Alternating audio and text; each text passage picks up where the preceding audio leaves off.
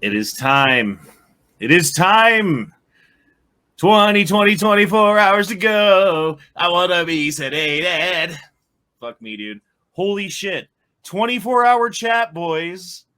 And we're starting right now. This is it. Oh, this is it. So only 23 hours, 59 minutes, and 45 seconds to go. And Oh, this will be fun. This is going to be fun. And I did not get as much sleep as I was hoping I would. I slept as much as I could last night. I woke up, I did some errands, I got some food, I ate it, I went back to sleep. But that's all I got, man. I was hoping for 2 naps, and I only got 1.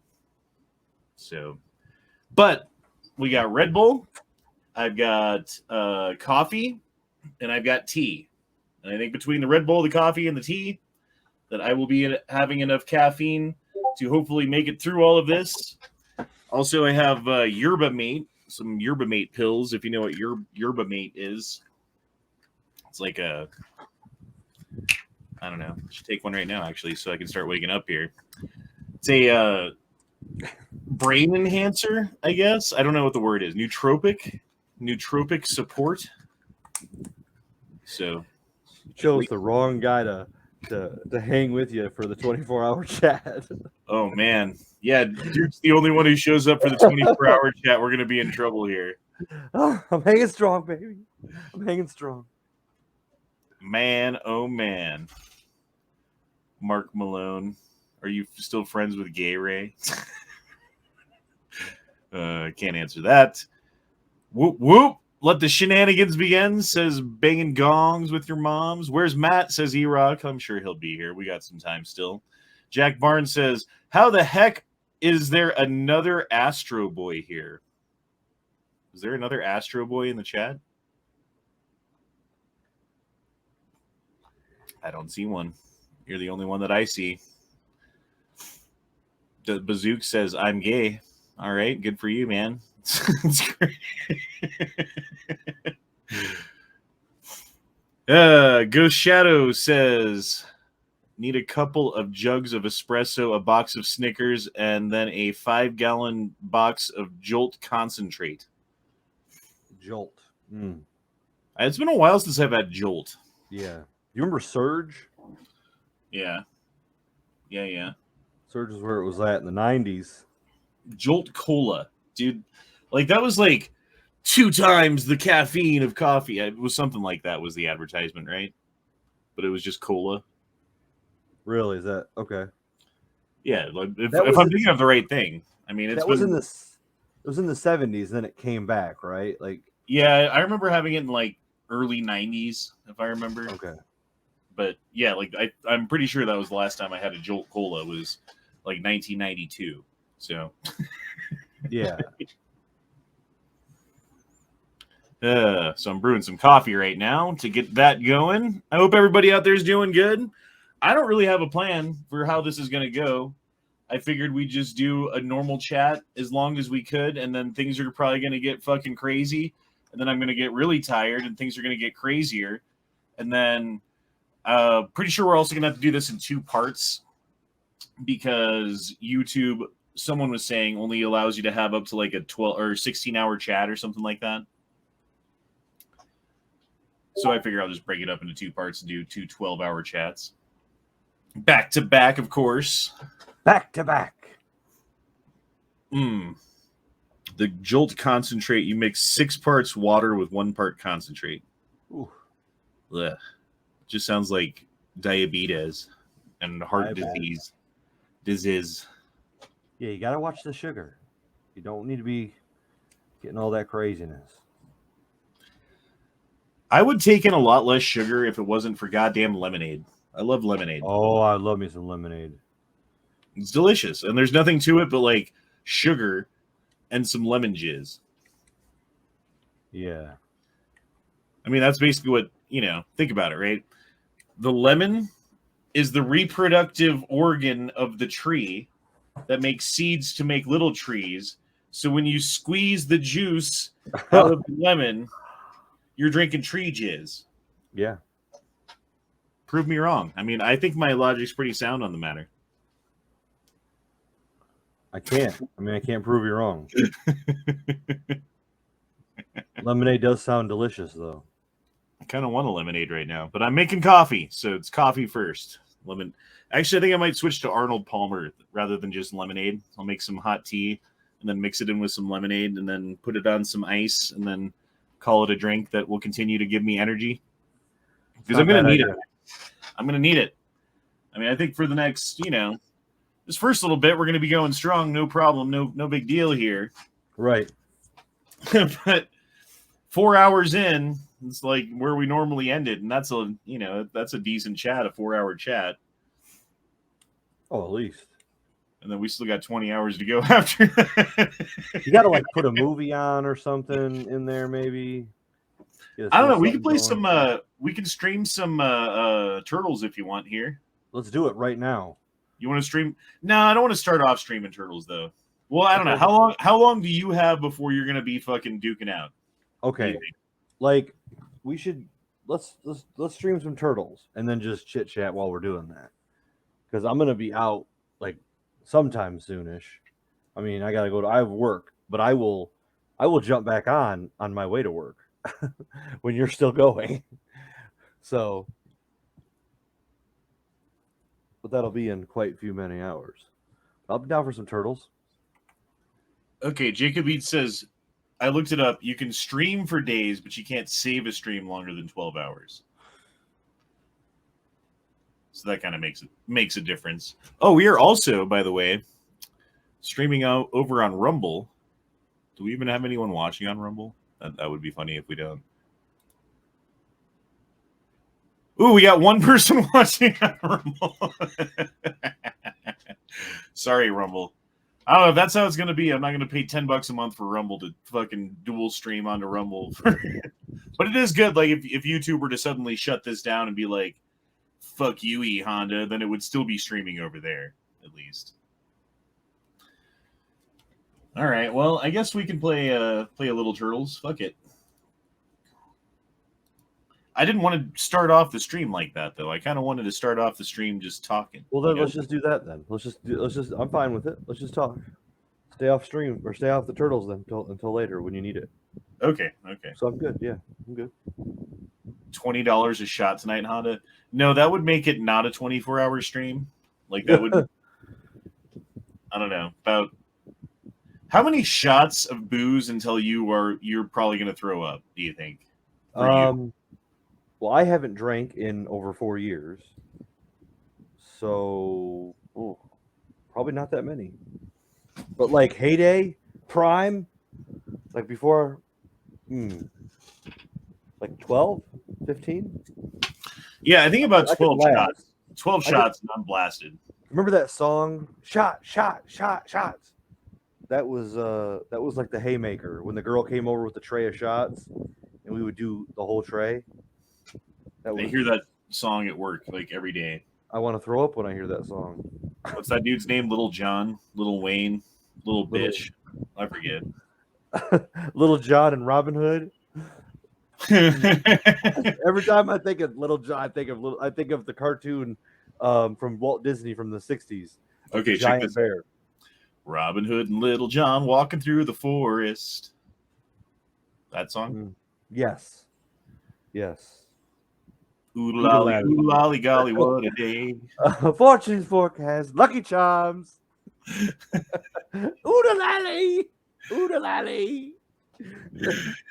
Ever thinking there was danger in the water, they were drinking it just to guzzle it down. Never ever think a scheming sheriff and his posse were circling and rallying around. I remember that. Dude, that was like my favorite shit when I was a kid, man. That was one of my go-to as a kid because I was obsessed with Robin Hood. That was like, for me, that was the time that Robin Hood, King of Thieves came out, and I saw like half of it at a friend's house because I wasn't allowed to watch it, and I was just obsessed with that whole genre. I still love that movie. That movie is awesome to me. I don't know. I'm into it. I remember the first time I saw it, actually. Like, we were, there was something going on with my mom when I was little, and we had to stay the night over at, like, my sister's coworker's house who had a kid who was almost as old as me, Yeah. So we stayed over there for a night, and she turned on that movie, and I watched it, I think 2 or 3 times. Yeah. And then she sent us home with the fucking video because she was like, little Honda really liked that video, so you guys can just have it. And I watched it till the fucking tape didn't work anymore. Oh, that's awesome. Like till you hit play and it was like, Will John walking through the woods. You know what I mean? That's awesome. You're talking about the cartoon, not the Prince of Thieves. Prince of Thieves was the 90s. Oh, Prince of Thieves. That's what I meant. That's what with Kevin Costner. That was probably the best Robin Hood movie out of any, with the painted man and all that stuff. Yes. Yeah, dude. Yes. Although go back and watch it. It doesn't hold up as well as you would think. Oh, it does. For me, it does. Because I'm forgiving. For movies like that, I forgive a lot. So I'll watch it and accept everything in it. Except I got that movie and Braveheart mixed up at the ending. So like I was watching it and I was like, oh, so this is the part where like the dude shoots the arrow and like saves them and they're all good. And he screams freedom. Yeah, and I'm like, oh, they're just torturing him, but he's gonna be okay. They're gonna like save him and it'll be all right. And then I was like, oh, they're like ripping his stomach open. I'm like, this is not what I remember. Yeah. I thought he was supposed to shoot the rope and be saved. Yeah. Where's Little John? Yeah, because his friends were watching. And that's what happened in Prince of Thieves. Was his friends were in the crowd watching and they like started like a fight and a rebellion and like it all, and that didn't happen in that scene. And I was so tripped out the first time I saw that. Yeah, William Wallace's friends were pussies compared to fucking Robin Hood. Yeah. I mean, Samir just starts, yeeting people with his big old sword. And he's like, I want to fight with Robin Hood. No one knows how to block a scimitar. Oh, we're dying in droves. What do we do? It's so exotic. Let's all go one at a time. Not all together, one at a time against this dude. But, good stuff. That's a good movie. I still like it. And there's some continuity errors though. If you watch it like with a critical eye, there's some, and I couldn't tell you what they are off the top of my head because it's been a while since I watched it, since I rewatched it. But there's just some things that I'm just like, did they not fucking see this shit in editing? Did I not see this shit when I was in the theater the first? Like, how did this get by everybody? I don't know, dude. It was one of those ones. Glass3222 dropped in a $10 super chat and says, "Welcome back to YouTube." Thanks, man. Daniel dropped in $2 and said, "I'm going to predict you make it 8.5 hours. Go fuck yourself." Yankee said he might be showing up here in a little bit. Oh, that's nice. Just to say hey. I hope Matt shows up soon. Where the fuck is my phone at? I need to text this ass clown. No talent ass clown started making fucking videos on YouTube, man. Did you watch finale for Stranger Things? Oh no. Are you not a Stranger Things guy? I don't know. Season 3 or whatever it's in now. What is it? Season 4? 4. The way it left off, I didn't get back into it, and there being that big of a gap in between and stuff, and maybe they can explain it or whatever. It's been so long since I was into it, I like kind of forgot about it and have no. I get it. Not for everybody. Yeah, I mean maybe I'll watch it. Was it good? It was awesome. It was the best season yet, and okay, it was all around enjoyable. All right, and clearly a show that has good writers and they know how to carry a story. Awesome, just overall 10 out of 10. Fun. Well, here's one of the main differences between me and Matt. Is like Matt likes to watch like a new fucking thing all the fucking time, right? Yeah. I like to go back and watch things that I've already watched for some reason. There's like a familiarity to it, and that's what helps me go to sleep too. Like I'll watch old episodes of like The Next Generation, and like Data starts talking, and I'm like, I know exactly how this ends, and my brain just turns off and I go to sleep. It's amazing. But then the fucking credits play and it wakes me up. That's there's something about there's some kind of I read an article on one time on people who rewatch shows that they like all over and over again, and how it's calming and soothing, and it lets your brain relax but also enjoy because you know what's going to happen, so there's less anxiety and stress of what's going to happen to the characters, excuse me. And so there's something said about that. I was like that. I'm like that with Jericho, which has sadly been taken off of Well, they didn't even get to finish Jericho is the problem. right, but I just like that show so much, um, and enjoy it that I would rewatch it at least once a year, the whole thing. All That's yeah, awesome. yeah. It's a good like spring movie, spring show. I watch shows at certain times of the year, and that's a spring movie, like a like April May time frame to kind of watch. I like to watch things at certain times of the year. So The only seasonal show or movie that I watch is National Lampoon's Christmas Vacation on Christmas Day. yeah, I wake up in the morning, I make some coffee, I find a way to play that movie, and then I watch that movie while we're opening presents or getting ready or doing whatever every year. It's like a fucking Honda family tradition. nice. Yeah. I like Muppet Christmas carols, Mm. and my son is now into Muppets, and my wife hates it. She hates anything that has a Muppet in it. So Oh, now that's it's almost like I like doing it because it pisses her off. So Mm. You should buy it like Muppets on Ice or whatever when it comes out, you know.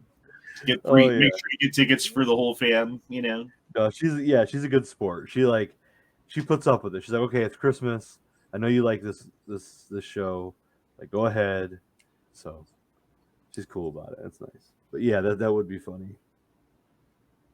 Super Bad Video says mix 2 ounces each of Red Bull, Rockstar, Monster, and Nos. Add 6 ounces of Bang on top with a 5-hour energy. That will keep you awake. Okay, so here's what I do when I'm at work anyway, right? Like, because we work these like 9, 10, 11, 12-hour shifts sometimes that are just by the end of it just grueling because you don't get a break. You don't get to sit down. There's no chair. There's no fucking like on a night when you're there for 11, 12 hours, like it's go, go, go, go, go, go, go, go, go, go, go for 12 hours. Whoa. At a point, it's like running a fucking marathon, dude. You're dehydrated, your body's running out of energy. You need something to keep you going. Yeah. So you shotgun a Red Bull. Ooh. And that it's basically equivalent to doing a little bit of cocaine. Like Yeah. Ooh, that's rough. That's intense. That and Rippets. I used to do that with Rippets all the time. Rippets. Rippets is Whippets. like a Rippet, like Whippets. a Rippet energy drink. It was popular in the military, and then they like brought them to the civilian side, like later on in the mid 2000s to 2010s. And I don't know, we had them a bunch overseas. We used to steal them too. But Do you remember there was two kinds? It was Ripped Force and Ripped Fuel, and you would buy them at like the 24-hour fitness or gym or whatever. They would sell them as like pre-workouts, and it was just basically like red colored drinkable yes, ephedrine. It was yes, just ephedrine in a fucking can. yes, I do remember that. Yes, Oh, red. Yes, I I knew a missed guy who it. had a heart attack over it. Yeah, they will kill you if you're not careful. Yeah, I had an instructor in school that legitimately had a heart attack and like almost died, and they like soon after put it on the like you're not allowed to drink that shit list.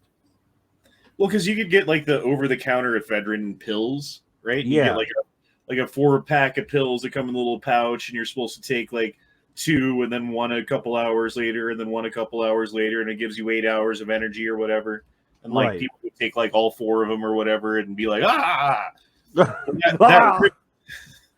The Ripped Fuel. I don't remember which it was, Ripped Fuel or Ripped Force. There was one that was normal, and there was one that was like, if you're coming down off of a methamphetamine binge and you're out of meth, you can drink this drink instead, and it will be just as good as like a whole crack rock of meth or whatever, Oh you my know? gosh. Yeah. And yeah, dude, like one of those chugging that would be like taking like 8 pills at the same time. Like that's how your fucking instructor died. He drank one of those things. Yeah, and like I remember you remember Red Lines? No, I don't remember that one.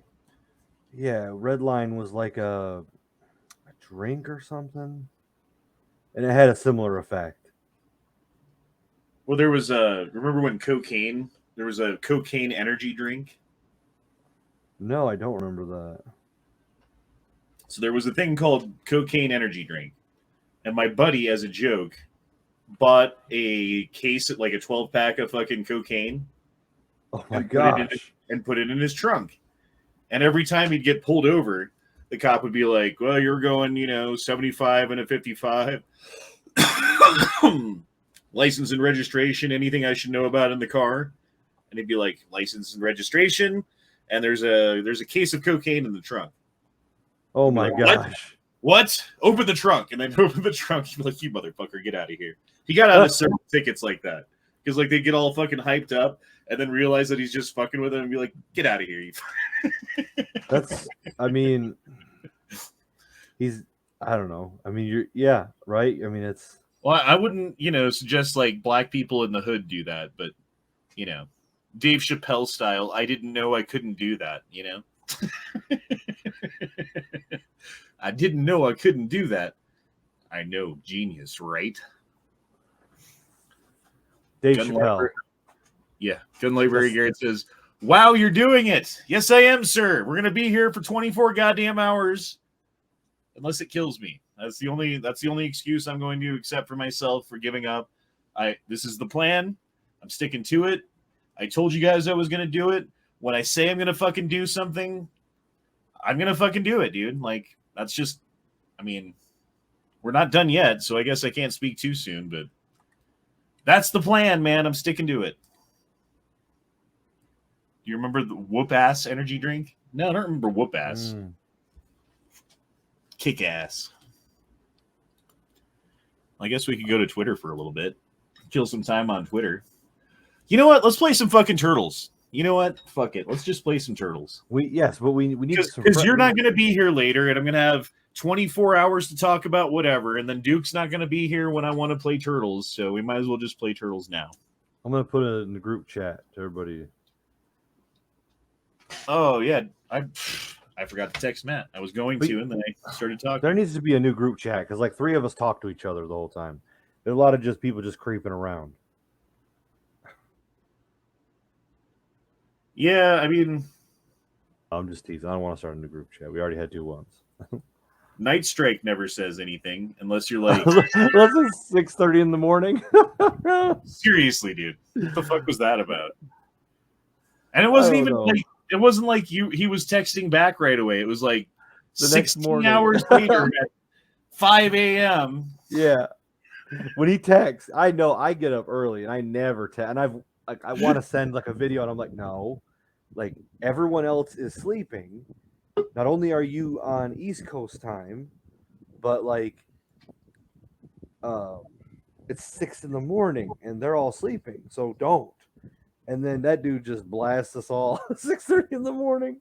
Yeah. YankeeMarshal, you're actually here, man. How's it going? You sounded like shit earlier. Well, I sound better than I did. Yeah, I guess so. Well, welcome to the 24-hour chat where I don't know how I'm going to make it, but we're doing it anyway.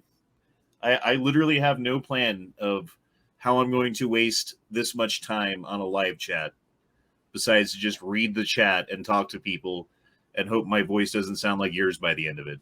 Have you ever had a plan when you started a chat? No. Well, once or twice. No, it never goes well when you have a plan. That's what I learned. No point in plans. I hate.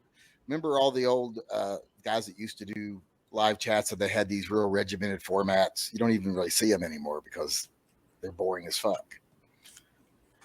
Well, they're so hard. They're so hard to put together, and then once you actually put together a chat that's like, okay, here's the 17 topics that I want to talk about in order of, yeah, getting through that with a panel, and then someone has like a tangent thought, and you just want to tell them to shut the fuck up because you got 16 other points to get. It's not interactive. It's not good. It's not fun. No. It gets old quick. Gun Library Garrett dropped in $5 and said, I bought my first pair of Converse when I usually wear boots. It's so nice. Dude, everyone should have a nice pair of fucking tennis shoes. Like, I don't know why, you know, like, oh, I'm a manly man. I got to have nothing but work boots. Like, okay, but what if you're just going to Walmart or something, you know? Yeah, unless you're like cutting lumber or welding steel, why are you wearing boots? There's no point in it. And even when I worked construction for a couple of years, like outdoor heavy equipment, you know, going around in dirt and rocks and uneven ground and stuff like that. As soon as I would get off of work, I would take those boots off because they're so fucking uncomfortable with the steel shit. I don't wear shoes all summer. It's sandals or flip flops or shoes suck. Why would anybody want to wear shoes?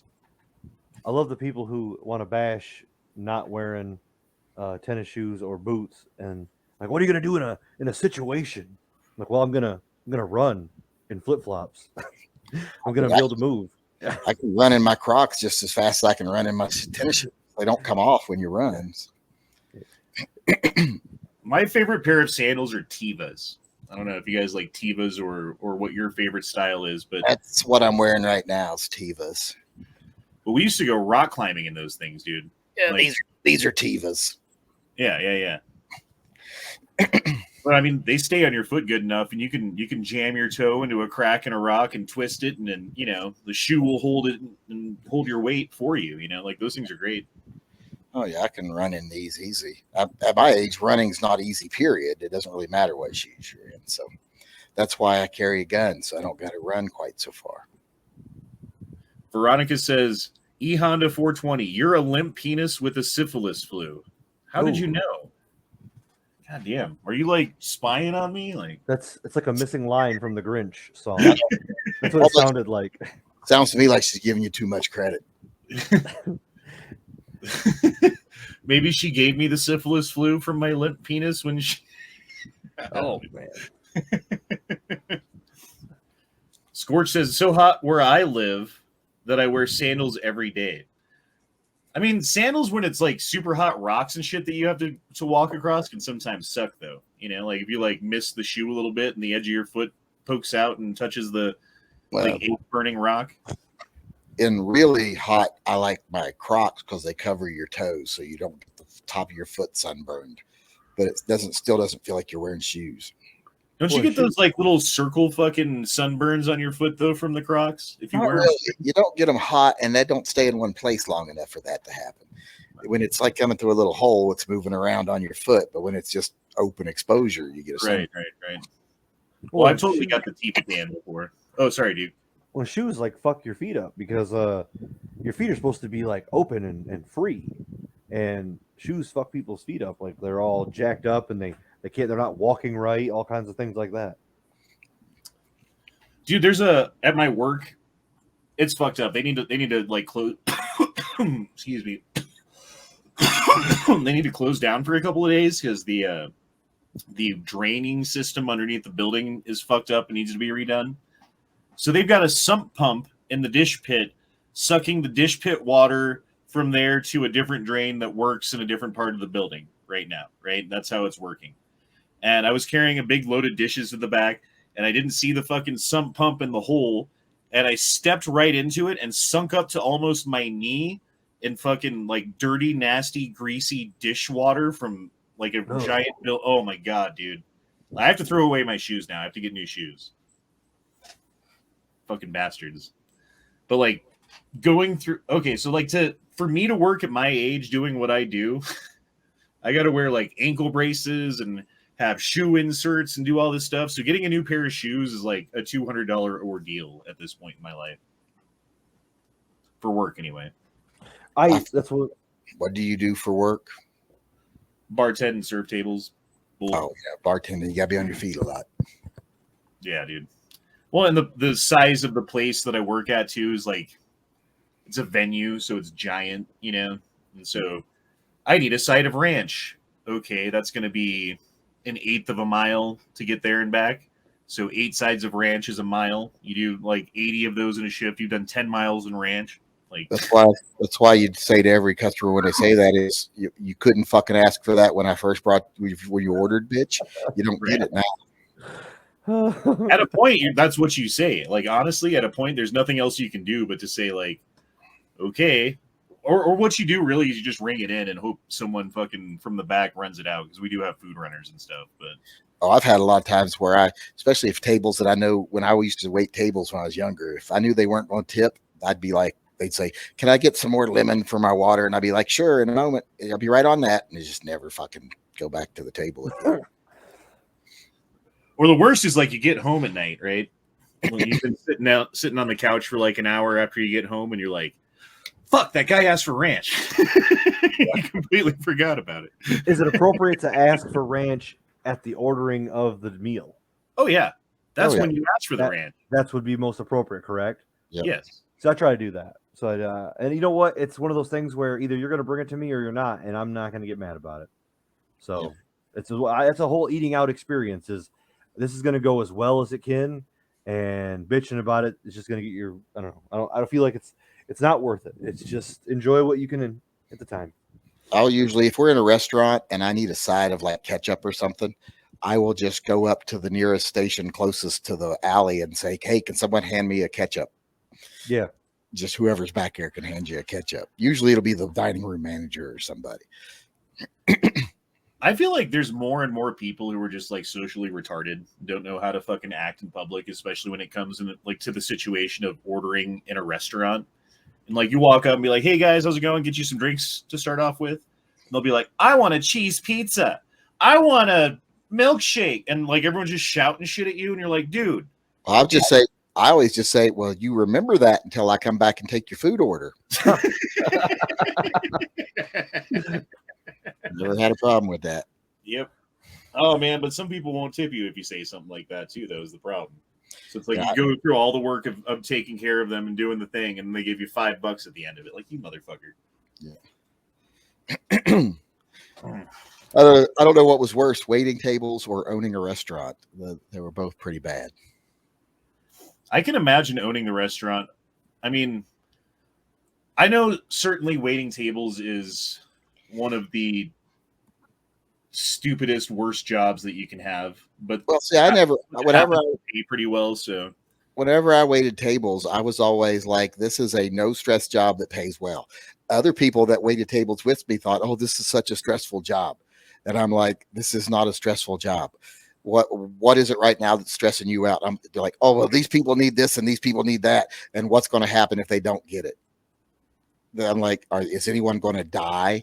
Is there going to be a massive pileup on the freeway because you didn't get them an extra thing of tartar sauce, or are they just going to eat their fish a little bit drier than they would like?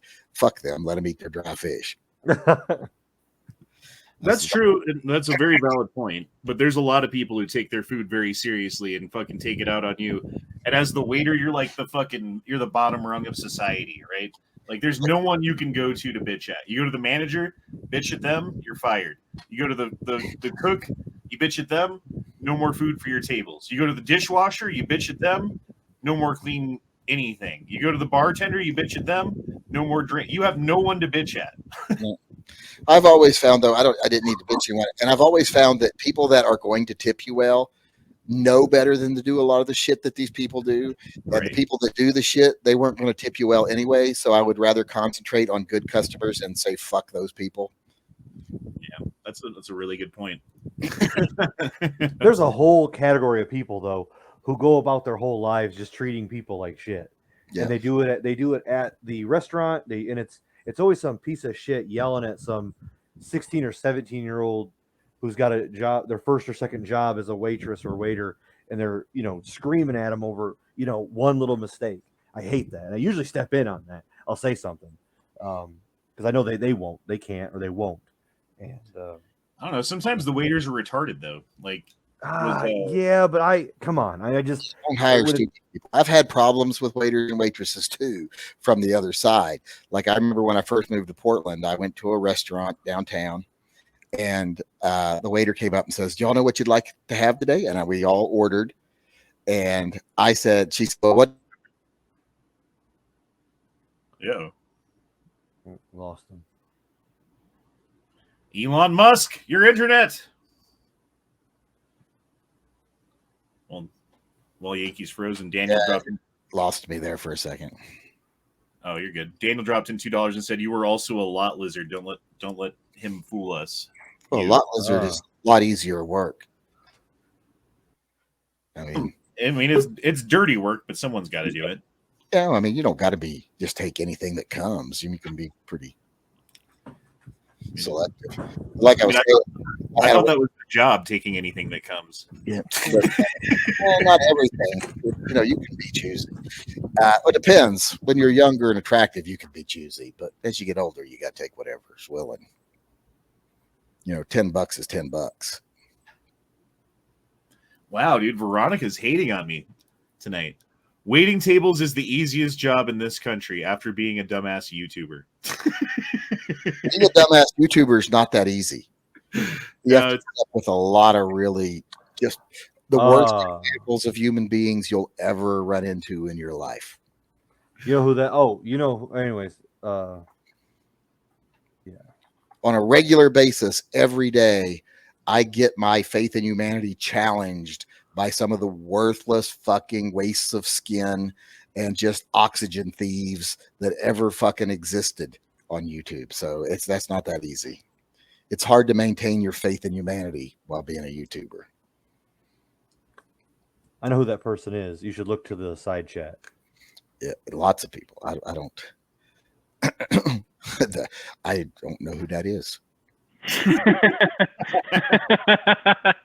Yeah, they've used that before, so there you go. Angry, how's it going? It's going. Sorry, I'm late. I didn't even get the notification on my phone. Thankfully, you're good, man. Logged into my We've got plenty of time. I don't think being a few minutes late for a 24-hour chat's a big deal, really. But this is the beginning. This is the beginning. You're doing 24 hours? You didn't know? Where the fuck have you been? Yeah, you apparently under a rock. You missed the important part where we talked about our favorite rendition of Robin Hood, and me and Honda agreed that it was the Disney version from the 60s. That wasn't from the 60s. That was from the late 70s, maybe early 80s. You guys chose the cartoon version over Men in Tights or something? Men in Tights wasn't funny. He'd already been going downhill in his humor, and it was just Men in Tights was just old tropes and stereotypes that any 80-year-old, grandfather could have told you jokes of the similar material. It just wasn't funny anymore by that time. 73. I was wrong. I was wrong too. I was going to say 74, but 73 is right. Sounds right too. Yeah, I thought it was 79. That's a good one though. Overall, I still it wasn't that late because I saw it in the theaters when it came out. So, and I saw it by myself in the theater. So it could have had to be after the set. You had to be at least, approaching mid-70s. We've got almost the same birthday, Yankee. Yours is just a decade or two before mine. What year were you born? In the 60s. In the 60s. 81 here, which makes me technically a millennial. I am the oldest millennial that exists, or is 81. I think I only lived through 4 years of the 60s. Well, 5 actually. 5 years of the 60s. But my formative years were all in the 70s. Yeah, mine were all in the 90s where I came of age. It's where I felt a boob for the first time, that kind of thing. All those things happened. It was great. And hopefully it'll happen again soon. I can dream, hopefully someday I will feel abreast again. Time number experience number 2 shortly to come, hopefully. Oh. There you are with that coming again. Jesus. Ohio Patriot Education Network says Men in Tights was good. Slapstick is always funny. I actually, I did like Men in Tights. And it probably could have been funnier if Mel Brooks was younger or whatever when he did it. I'm sure, there could have been some more like racially charged humor or whatever it is that he does that's hilarious, but I still liked it. I think Yeah, I've only ever seen things like- three. Things like Go ahead. much funnier movies are things like Silent Movie and uh, uh, Blazing Saddles and all The those producers. Young the Frankenstein. producers, Young Frankenstein.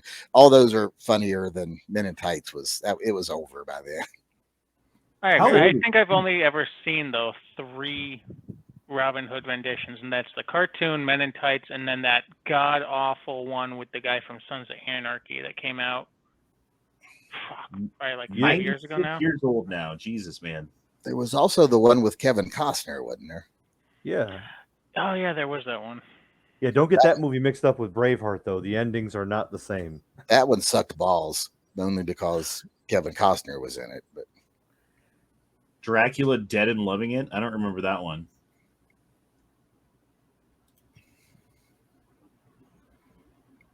The 12 Chair.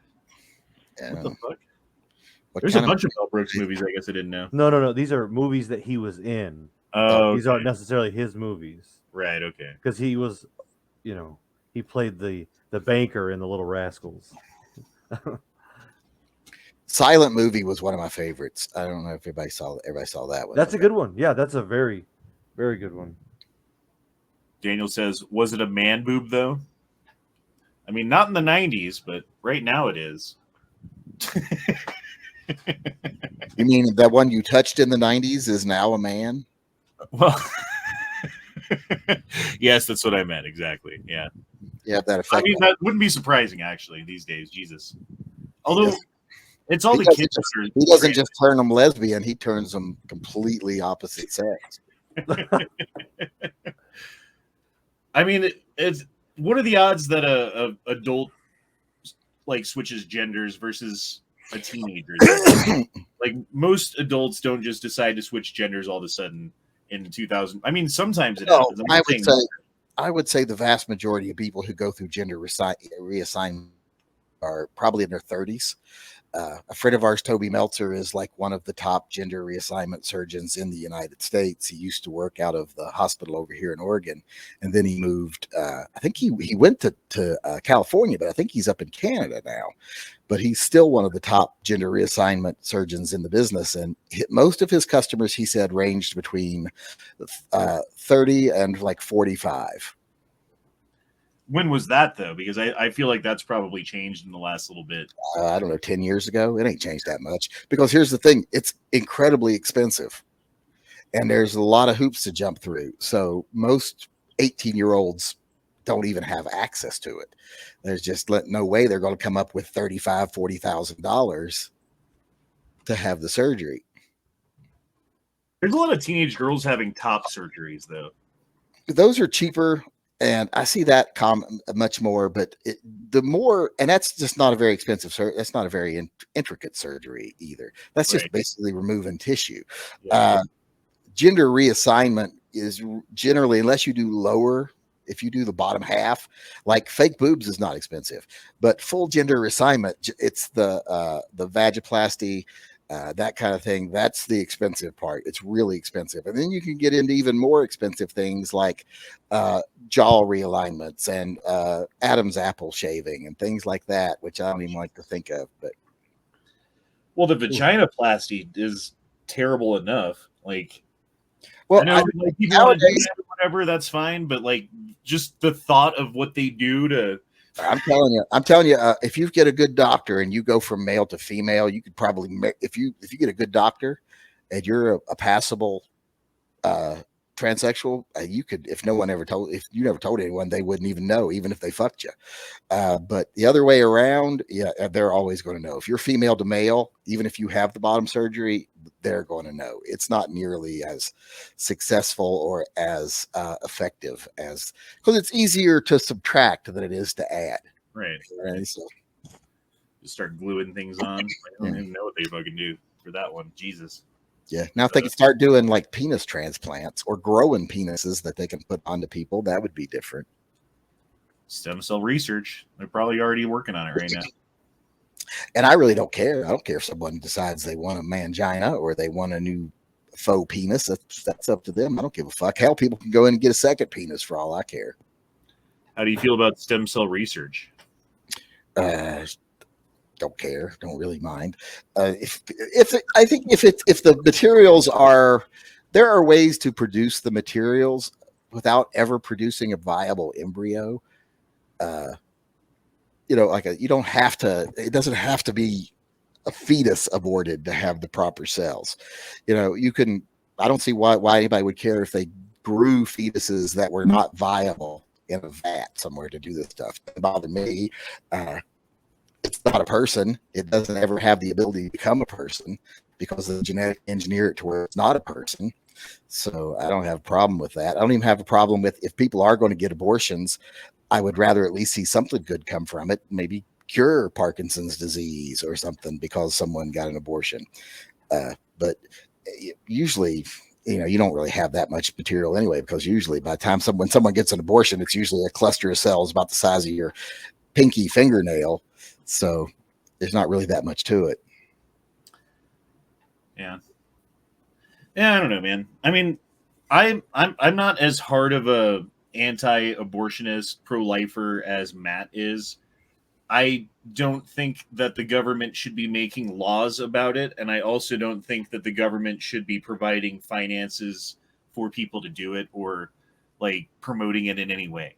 Like, I think that government should be 100% out of that. If you want to go to a doctor and a doctor wants to take your money and do the thing, like, that should be between you and your doctor, in my opinion, and there shouldn't be any kind of state sponsorship or restriction.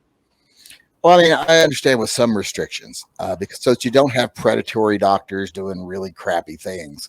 But the restrictions should be minimal and they shouldn't be specific to that procedure. Well, there should be like restrictions from within the medical. As long as you're an adult, like as long as an adult is dealing with another adult doctor, they should be able to, you know, if you want to have your penis grafted to your forehead, more power to you.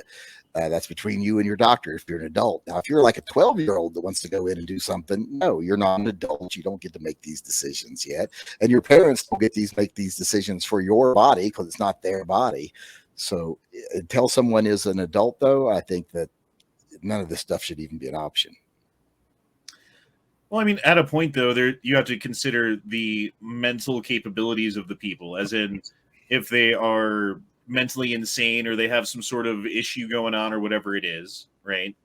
Like, there used to be a system in this country, as broken as it was, where you would take those people and put them in institutions where theoretically they would get help from professionals that would eventually lead them to a normal life.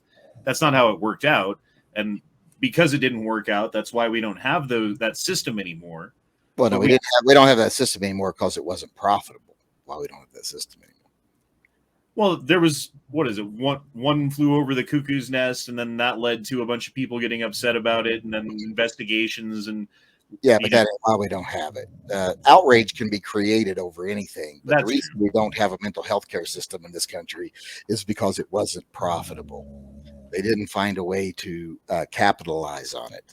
You know, medical procedures. And why do you think in every other country, people go to the hospital and they don't worry about it? You know, in every other advanced country, they just don't worry about it. It's not expensive and it's not prohibitive. But here in this country, if you get sick, you're like, fuck, I'm bankrupt. Medicine here is a money-making industry, and there was no way to make mental health care a money-making industry because no one is going to insure mental health care so that they can recycle money through the system. And the people who need mental health care aren't going to be able to afford prohibitively expensive treatment. So there was just no way to profit off of it. I mean, I worked as a psychologist for years. There's just no way to profit off of it. That's the same reason they I believe made weed illegal in the country, is because it's just this plant that grows everywhere and you can fucking have all the free weed you want if we just have it legal. But if we make it legal, there's no way we can make money off of it because we can't tax it. So therefore, let's just make it illegal. I think that was. Well, there's that. There's the whole, the hemp industry against the forest industry thing. But then there's also the fact that when Nixon was president, a lot of people were against the war and they were against the president. And he said, well, we can't arrest these people for protesting because they have a right to disagree with me, but they're really into marijuana. We can really start cracking down with a war on drugs, and we could put them all in jail for marijuana. And we're doing the same thing as we're just incarcerating our political enemies. That was part of their big game plan. I mean, they have all the recordings on that, every still, and the paperwork on that stuff. I mean, if you just look, and I watched an article, I forget, it was something about the battle about marijuana in this country, and they played all the tapes from the Nixon administration where they're talking about, well, we could really push punishments for marijuana, and we could take about 80% of the people in the protests off the street. Well, and it was also Texas and Mexico, right? Like Texas had a whole bunch of Mexican nationals or naturalized American citizens from Mexico or whatever it was that they had, that they wanted to get rid of these people at a point. And so what did they do? They made weed completely illegal because they knew that a bunch of Mexicans like to smoke it and use it as an excuse to deport them. So there's some racist beginnings to it too. Yeah, that didn't really have much of a national effect. It wasn't. The president's war on his political opponents was more of a national effect. And then you had Reagan and Nancy Reagan and all that bullshit. I never can believe why so many Republicans look back and think that Ronald Reagan, a senile, open borders, warmongering president, was the best president we ever had, when he's totally pro big government. He was pro open borders immigration. He was anti-gun. He was all these things, and yet Republicans these days think Reagan was the second coming. But if someone else with a different name ran for president today under the same policies that Reagan worked under, they would boo him off the stage. Who is your favorite president? As a person or as a president? As a president. As a president, I think Johnson was president when I was born. So, but not necessarily even in your lifetime. Just like I'm trying to think. I can't really think of a time where I thought the president was anyone other than a mouthpiece for big business. Either the petroleum industry or the insurance industry. It's pretty much the way it goes back and forth between. It's like nowadays you don't really have do you want to elect big oil to the presidency, or do you want to elect big pharma to the presidency? Because that seems like they're all mouthpieces for. Obama was definitely a big pharma mouthpiece. So I don't really know if I like any presidents in the recent past that I'm old enough to remember what they did. I think all the good presidents came before me. Now, I like Carter as a person. I don't really remember much of the experience with him as a president because I was a kid, but I like Carter more as a person. I've met him as a person when I used to volunteer with Habitat for Humanity. He actually would come to the sites in Georgia and work. So as a person, I think most of him. Say what you want about Trump. He did try to at least fulfill most of his campaign promises, which is, in my lifetime anyway, as far as presidents go, that's pretty fucking unique. And that's something that, Which ones do you think he actually tried to fulfill? Well, I mean, he said he was going to try to build a border wall. He tried to build a border wall. He said that he was going to try to drain the swamp. He didn't do a very good job, but it seems like he tried. Became part of the swamp. I don't think he had any intention of draining the swamp, but because I don't think you could have been less successful with draining the swamp. He hired all the swamp monsters to work. Well, he listened to the swamp, but as to who to hire too. Yeah, and there was a lot of mistakes there for sure. And I'm not saying he did a good job, but I am saying that it seemed like there was some effort. Maybe I'm wrong, but it seemed like he did try that. Like, he didn't start any new wars. He got us out of. That's one of the definitely positive things about him. He didn't start any new wars, right? And and he did other things I like a lot of people don't like the tariffs on China and stuff. I liked the tariffs on China. Yeah, I don't have any problem with tariffs. Yeah, so in fact, you need tariffs if a country like China is going to use slave labor to outcompete you on products and things like that. Yeah, we can't lower ourselves to their standards. Right, exactly. So you need to have some sort of a equalizer to make business in America more competitive. So yeah, I'm all about things like that. that's why I said I've never liked a single president in any recent time that I can think of. So I have to deal with just what did they do different? What did they do policy wise, individual policies? I have to pick and choose. I like the tariffs. I like this.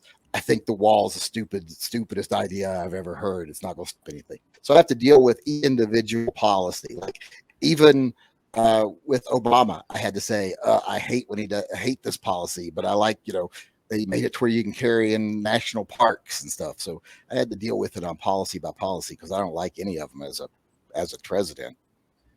I like Calvin Coolidge and Andrew Jackson. I mean, Andrew Jackson. All those guys came before me, and whether they did what they actually are credited for doing or not, well, that could all be revisionist history because it didn't turn out too much well in the end. I don't think so. Maybe. Well, yeah, Jackson got rid of the central bank, but then it just got replaced with a new one like a couple decades later or whatever. And Coolidge got the Roaring '20s going by his economic policies, which were then completely ruined in the late '20s. So yeah, I mean, yeah, you're right. Someone asked, what do I like about Biden then? Well, Biden did manage to pass an infrastructure bill. That was pretty impressive. I do like that fact. Now, whether they'll be successful in actually doing anything or whether they'll put the money where it actually goes is another question. But at least they passed the bill. Otherwise, these days, I can't even accredit most things to presidents. Like, what do we blame them for and what do we give them credit for? Because is it really them or is it the corporations that are controlling them and the politicians that we should be giving the credit to or the blame on? Because it's like you can say under Trump, gas prices were $1.99. Should he get credit for that? Or do you have to admit that, well, gas prices were $1.99 because the oil industry collapsed because of a worldwide shutdown where no one wants to be in a worldwide shutdown? $1.99 gas prices. Right now, if they said tomorrow gas prices could go back to $1.99 if we just shut down every business around the world again, would anybody think that's worth it? No. Of course No. not. So it's just that I think too many people spend time trying to blame presidents for stuff that they have no say over or hand in. It's really the billionaires that own them that are the problem.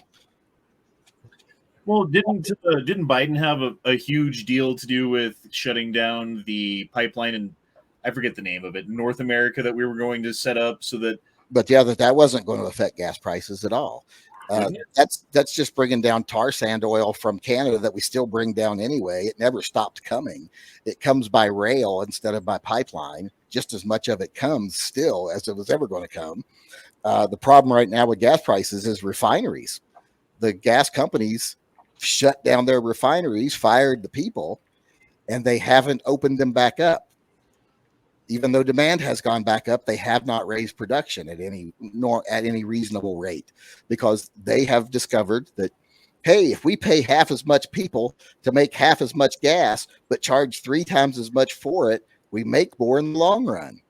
Well, that's what OPEC's been doing since I've been born. I mean, well, they're like, not OPEC. It's not OPEC doing this now. Well, not this time, but that's always been the theorem of how to make more money on gas and oil. It's ExxonMobil, it's Mexico, and all these countries. I don't know if Texaco's still a thing, but it's petroleum industry is intentionally keeping refining down. Right now, they have They talk about, well, we can't get permits. They started turning back in permits 6 months ago, where they didn't want to drill the land. They let their claim expire on them because they didn't want to drill more oil. They got more oil than they can refine. They're making oil now at the same rate they ever were. But they're just not refining it. And that's why the prices are up real high. All right, Yankee, can I ask you one question? The revolver on the very bottom right, from my view, on your rack behind you, what is that? Very bottom right. Right there? Yep, that one. That is an Uberti. It is a replica of the gun from the Expendables. What caliber is it? 45? 45 long Colt? I think it's 45 long Colt. Sweet, man. That's fucking cool. It's a weird gun. It's got a ported barrel, no front sight, and it's got a wheeled hammer. That's for fan. So you can fan without fucking up your hand. It's got a little wheelie thing on it. That's cool, man. I like that. I like those old single action cowboy guns. I don't know why. Yeah, it's a replica from that movie, and I've never even seen the movie, but I bought the gun. So Never enough ammos here. What's up, Matt? How you doing, man? Oh, doing pretty good. Just wanted to check in and see how big of a pussy you were. What do you mean? I don't know. Just I'm the biggest pussy you know. You know this. That's true. Apparently, you can't even deal with people giving you shit in the comments without blocking them. Who did I block? Oh, okay. Yeah, I got you. Just I deny. I literally didn't block anybody. So All right, that's fine. I see how it is. are you Veronica? Is that what you're saying? My name is Matt. Thank you very much. I don't know what the fuck you're talking about. Just because my wife's name happens to be Veronica, and that happens to be her YouTube name, doesn't mean anything, and you should ignore that. Yeah. No, one of your fucking assholes blocked my wife's account because I was giving you shit. I didn't block it. Somebody did. You bastards. Somebody better fucking fix it. I was having fun fucking with you. I thought that was someone else. Duke did too, honestly. How do you unblock somebody? Settings? It's not easy. Community. Okay, here we go. She even told me, she's like, "You better not get me blocked, motherfucker." Those are moderators, approve, hidden users. Here we go. It's a lot easier to block people, even by accident, than it is to unblock them. You blocked me once because I was saying that everyone should come watch the gay frog chat. And then you blocked me. Well, I mean, that's understandable. I mean, seriously. I'm still trying to figure out how you ever got unblocked. I don't know what's going on. I created a second account and super chatted you from my second account, telling you that I was blocked on my account and that you should unblock me. It was a process. I don't see Veronica on here on the blog chat. Did she just get timed out? Maybe. I don't know. Maybe. Yeah, probably. Okay. Well, if so, I tried. Sorry, Matt's wife.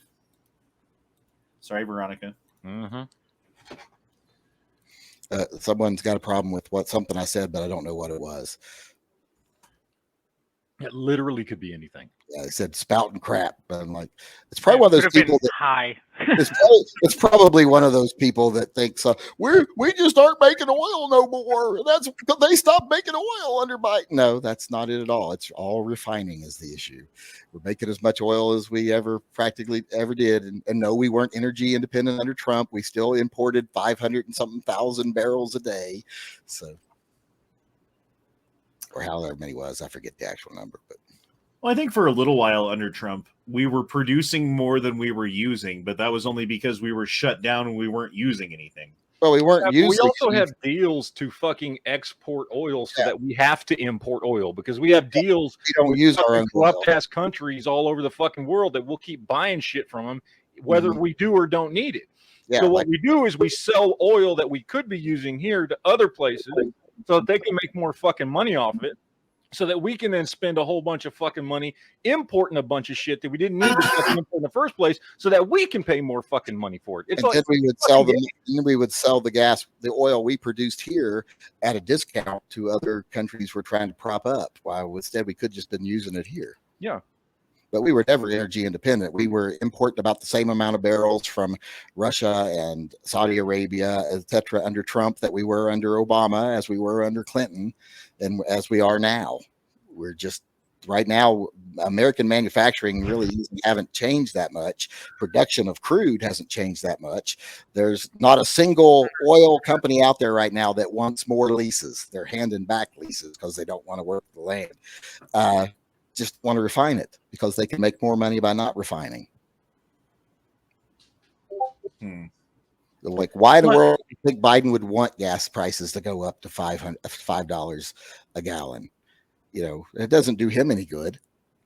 So, well, it's certainly not going to help them right before the election. Right? Yeah, the midterm elections coming up. Doesn't make any sense. They always say, well, you know, it's funny how people can be selective in what they want to blame one president for and give another president credit for. Like I was saying, like they'll say that, under Donald Trump, we got down to where we were using less gas than ever before. It was like, like we were becoming very environmental. And no, we were shut down, so, but you could also say, well, the nation came to a close under Trump. He caused the government to shut down. No, it wasn't anything Trump did that shut the government down. He got hit with a pandemic that was unprecedented in history. You can't blame him for the things that happened because of that, because there's nothing he could have done about it. Just like you can't blame Biden for what it's like to be in a post-pandemic economy, because neither of those things ever happened before, and neither president was responsible for them happening. Well, it turns out the whole shutdown was unnecessary and a complete overreaction, right? I mean, while it was more virulent, like it spread faster and through more people than the flu, it turns out the percentage of people who die from it versus the flu was actually lower. And they were saying it was something like, what was it, like 2% is what they were saying? And it was really like 0.2%. They were, 10 times fucking exaggerating it. Well, it's how you look at the numbers, I think. And did they have a reason to be concerned? Of course they did. And if we hadn't shut down, would there have been really bad effects of it? Yes, there'd have been more people die, but that wouldn't have been the big problem. It wouldn't have been like, oh no, half the country died. What would have happened is a small number of people would have died, but it would have all been happening at one time. Our medical system that does not operate in any way that would be unprofitable. So if they only need 80 beds a day, they'll only have 80 beds a day. They don't keep 150 just in case, because that would cost them money, and they're a for-profit system. So if we would have not shut down, a percentage of people would have died at the same time, been very ill. They would have clogged up the hospitals. Other people with like heart conditions, etc., also would have died because the hospitals are clogged up. So we would have had a lot of dead people, not like a significant portion of the population, but it would have been enough that every hospital, but it would have been crippled because of it. So what they were protecting was big medical. All they were protecting was the big hospital, the corporations that own the hospitals. They didn't want the hospital system to collapse, where people start saying, we got to start doing something different with our hospital systems. We got to start requiring hospitals to have 20% extra beds ready at any time, just in case there's an emergency. They don't want to have to do that. So the shutdown was more to protect big business, in this case, mostly the hospital industry, than anything else. It wasn't to save lives or anything. They don't give a shit about the lives. Well, it's just funny that, okay, let's shut down everything and do all this stuff so we can save this industry. What about every other industry? Well, the restaurant industry doesn't donate billions of dollars every year to politicians. True. It's because they can't. They can't. The big pharma, big hospital industry, they do. They are. People bitch about how powerful the NRA is. The NRA has no fucking power compared to petroleum and pharma and medical, though insurance. Those are the big lobbies, not things like the NRA. They're a drop in the bucket. Do you think because it was a half-ass shutdown, is that why it took longer? I think a lot of people just had never dealt with it before, and they didn't know what to do. And I think a lot of people couldn't admit that, even if you knew that it was a good thing to actually try to protect people to do this, you couldn't admit what numbers you were talking about. Like they did, they felt like they were somehow saying this isn't necessary if they say we're protecting 2% of the population, or the most vulnerable part of the population. And a lot of people didn't want to admit, we're trying to protect the industry, because what was the big story of the shutdowns usually? How overworked the hospitals were, how they were loaded down and they couldn't keep nurses, and they couldn't imagine if there'd been no shutdown and there'd have been 20% more patients, not 20% of the population, just 20% more patients they were seeing every day. It would have crippled the system. Our medical system would have collapsed. So before anything happened with COVID, everyone at my work, like 50 people who worked there, got COVID. but no one knew what COVID was yet, and everyone there was sick as fuck for like, and I remember like someone like coughed on me at work, and I'm like, you motherfucker, and then like a week later, I'm like, I'm still not sick. I guess I'm not gonna get sick from that.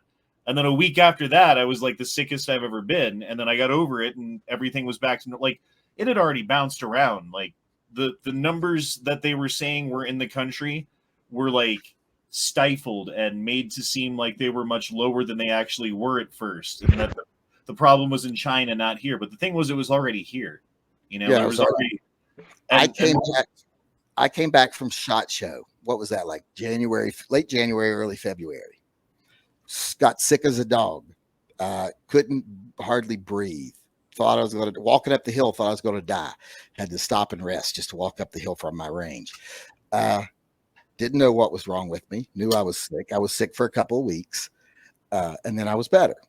And then at that point, we didn't even hear anything about COVID. And then, like a couple months later, you start hearing, COVID is a problem overseas. And then you start hearing, COVID is a problem here. And anyone that's been sick since, because, remember they first said, it got here in like June.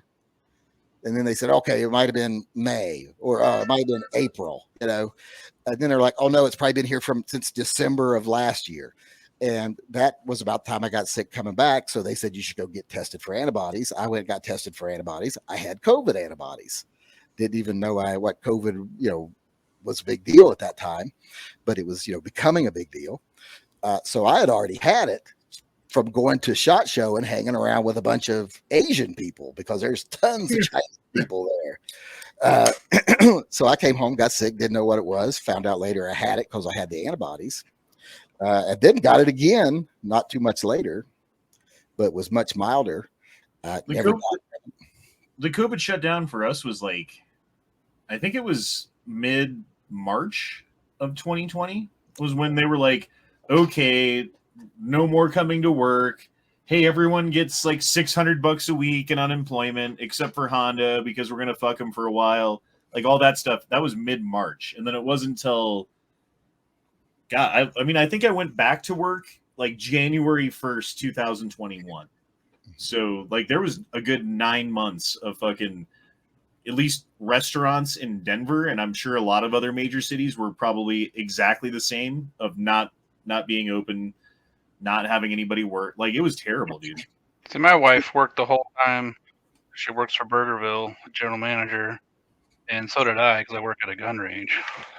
Well, and it depends on where the rest. Like if you were a restaurant in Denver, you were closed. If you were a restaurant in unincorporated outside of Denver, but still looks like Denver on a map, you were open because of the city ordinance. It was rules making places shut down, passed down from above.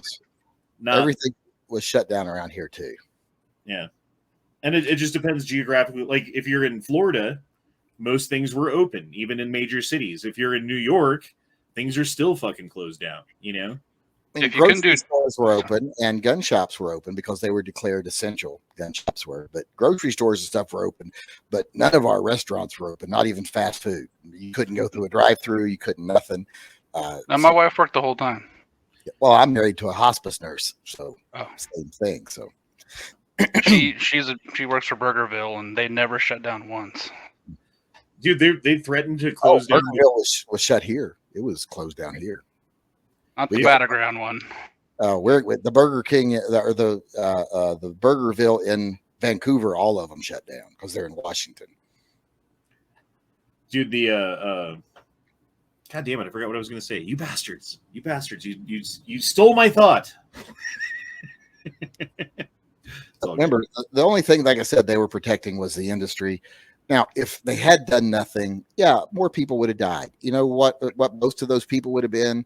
700 people with 700-pound people with heart conditions or diabetes, and a bunch of really old people in nursing homes. You'd have seen a rash of death of 95-year-olds. Would it really have affected society in any negative way? Not really. In fact, a lot of the people that died from COVID probably would have died next year from heart disease. So it didn't really. We didn't really save a ton of lives. You saved some lives, but you kept them from dying all at once was basically the thing. And they just didn't want them to die all at once. What about the statistical number, like extra deaths that have happened in the last like 2 years since COVID ended? You know, or like I guess it would be during COVID and after COVID, but basically the last year and a half, there's been extra number of dead people in this country that they can't really explain. I don't know what you mean by can't explain. I mean, they know why Well, they died. they know that they died. They know why they died. They can't explain why there's this sudden uptick whereas a normal year is normal. You know what I mean? Like they don't know why there's a difference now. That's what they can't explain. Well, let's see. The number of deaths in 2021 was how many? I don't know why they can't just put these things in simple charts so that you don't have to read a 10 paragraph. Total deaths. 2021 total death rate was 3,383,000. 2021, that was 2020. 2021 was 3,458,000.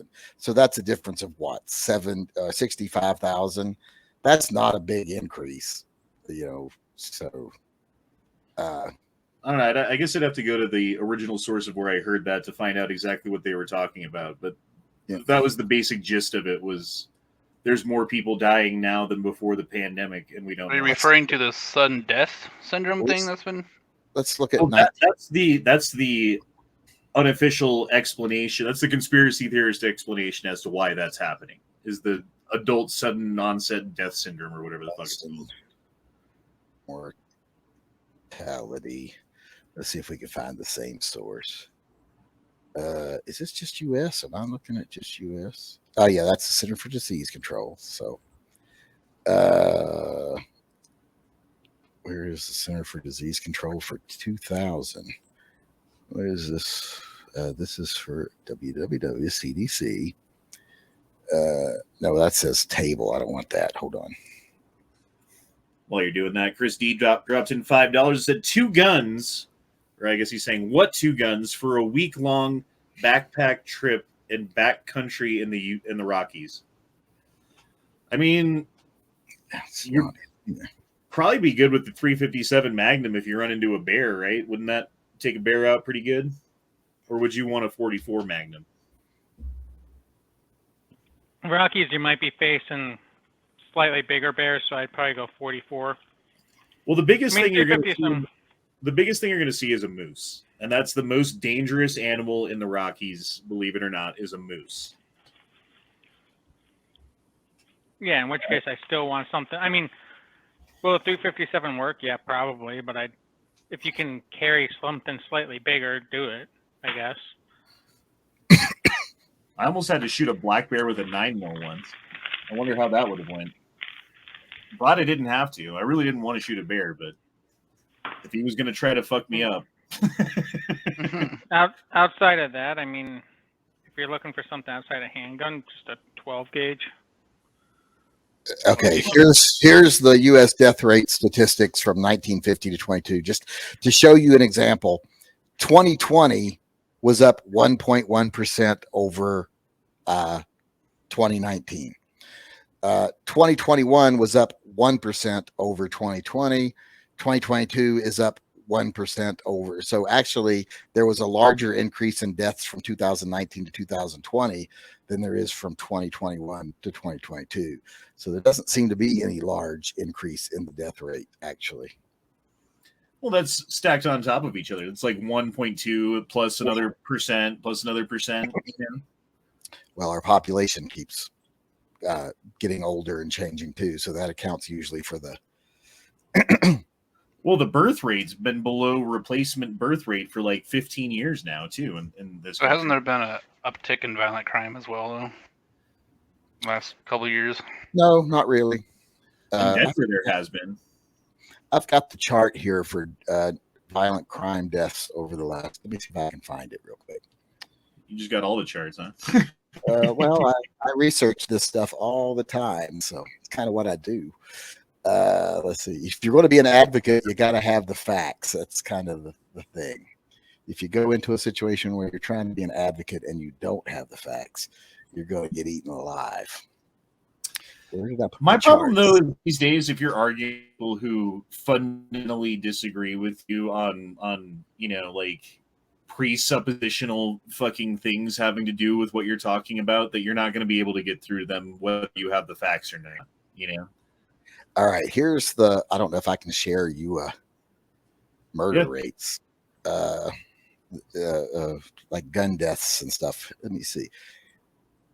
How can I share that? Can I share it? Bottom should be a button that says share. Yeah, Says I didn't know. share.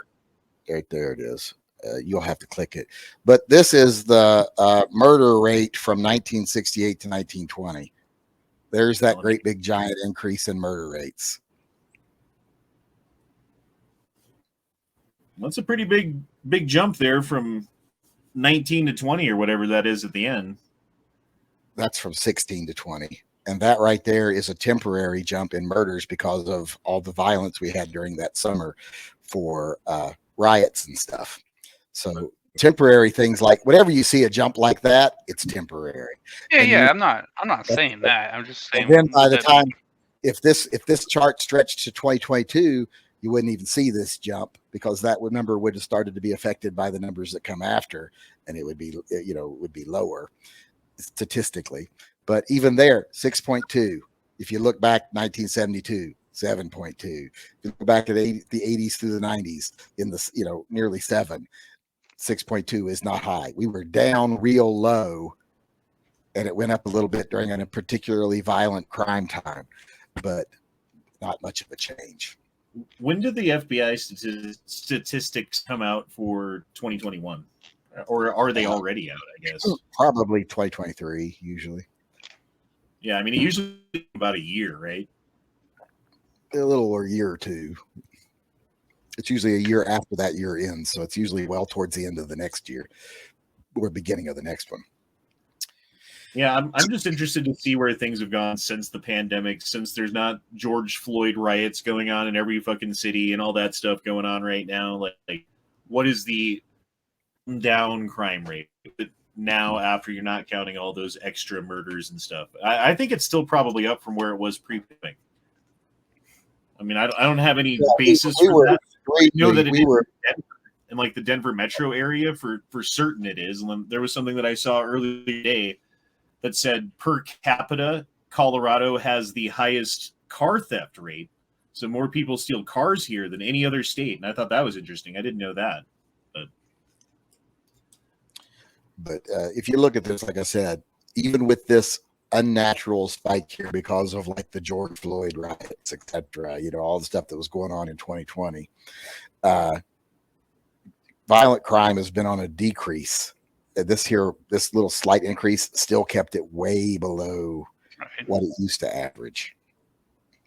Like if you look at this or this compared to this, and I don't know if you can see my cursor or not, but if you look at like 72, 76, 88, 92, and compare those to even 2020 wasn't bad. If you compare, those are the height of the drug war, weren't they?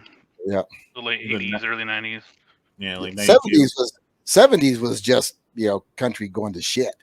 After the war, all the people coming back from like Vietnam and everything like that with, That's before my time. I was born in 81. Yeah, I remember those times very well, the 70s. And then in the 80s and the 90s, it was, like war on drugs and all that crap. Well, that was more in the mid 80s and stuff, but that caused crime to start going up. But it's not that violent of a time to live, especially here, this part right here, this big jump at 20. If you wanted to avoid that risk, don't join a gang and don't go to a protest. If you took out gangs and riots, this number would probably be lower than it was in 2016. And that's what I was referring to. Is I'm like, I've seen a lot of stuff about, like in Chicago when they busted a handful of head drug lords, and you had all the smaller street gangs fighting each other to take over that. So that they were saying it was, 500 more people than the year before. Blah blah blah. Well, they also changed how they report things differently. It's like I was sure. listening. There was a police captain. I think he was from somewhere in Brooklyn. He was in New York somewhere. and they had asked him in an interview, and he probably got fired after this, but they asked him in an interview there, he's like, why do you think Asian hate crimes are up so high? Is it the pandemic? And he said, I don't think Asian hate crimes are up very high, but the biggest difference is every time someone got mugged in Chinatown last year, I just wrote it down as a mugging. Every time someone gets mugged in Chinatown now, it's written down as a hate crime. So, well, they did the same thing with mass shootings, right? They're like, oh, mass shootings are way up. Well, okay, if you change what the definition of a mass shooting is and then count them as mass shootings, then yeah, you're gonna change the number of mass shootings. Like if you make it like 20 people for a mass shooting, and then every time 20 people get shot, that's a mass shooting. Oh. You're gonna have virtually no mass shootings. If you make it 3 people, like it is, then you're gonna have a lot more. You know what I mean? well, do you know who defines mass shootings? The media. No, the media. There is no definition, legal definition for mass shooting. A mass killing is where an individual kills 3 or more people, Not including themselves, right? not including themselves. And generally, they consider it an unrelated parties. They consider it innocent, unrelated parties, is what they used to consider it. Meaning that, you know, if you killed your 2 kids and your wife, and then that wasn't a mass shooting, and it wasn't a mass killing, that was a family involved killing. Used to have to be uninvolved individuals, you know, unrelated individuals. But then they started counting families that did it, and then they started counting gang activity where it happens. It's just you can increase the number easily when you change the definition of what you consider. I always relate it to the autism thing. People in the 90s were just in the 2000 and the 90s were screaming about, oh my God, something in the water is making all the kids autistic. There's 20 times higher autism rate now than there was in 1970.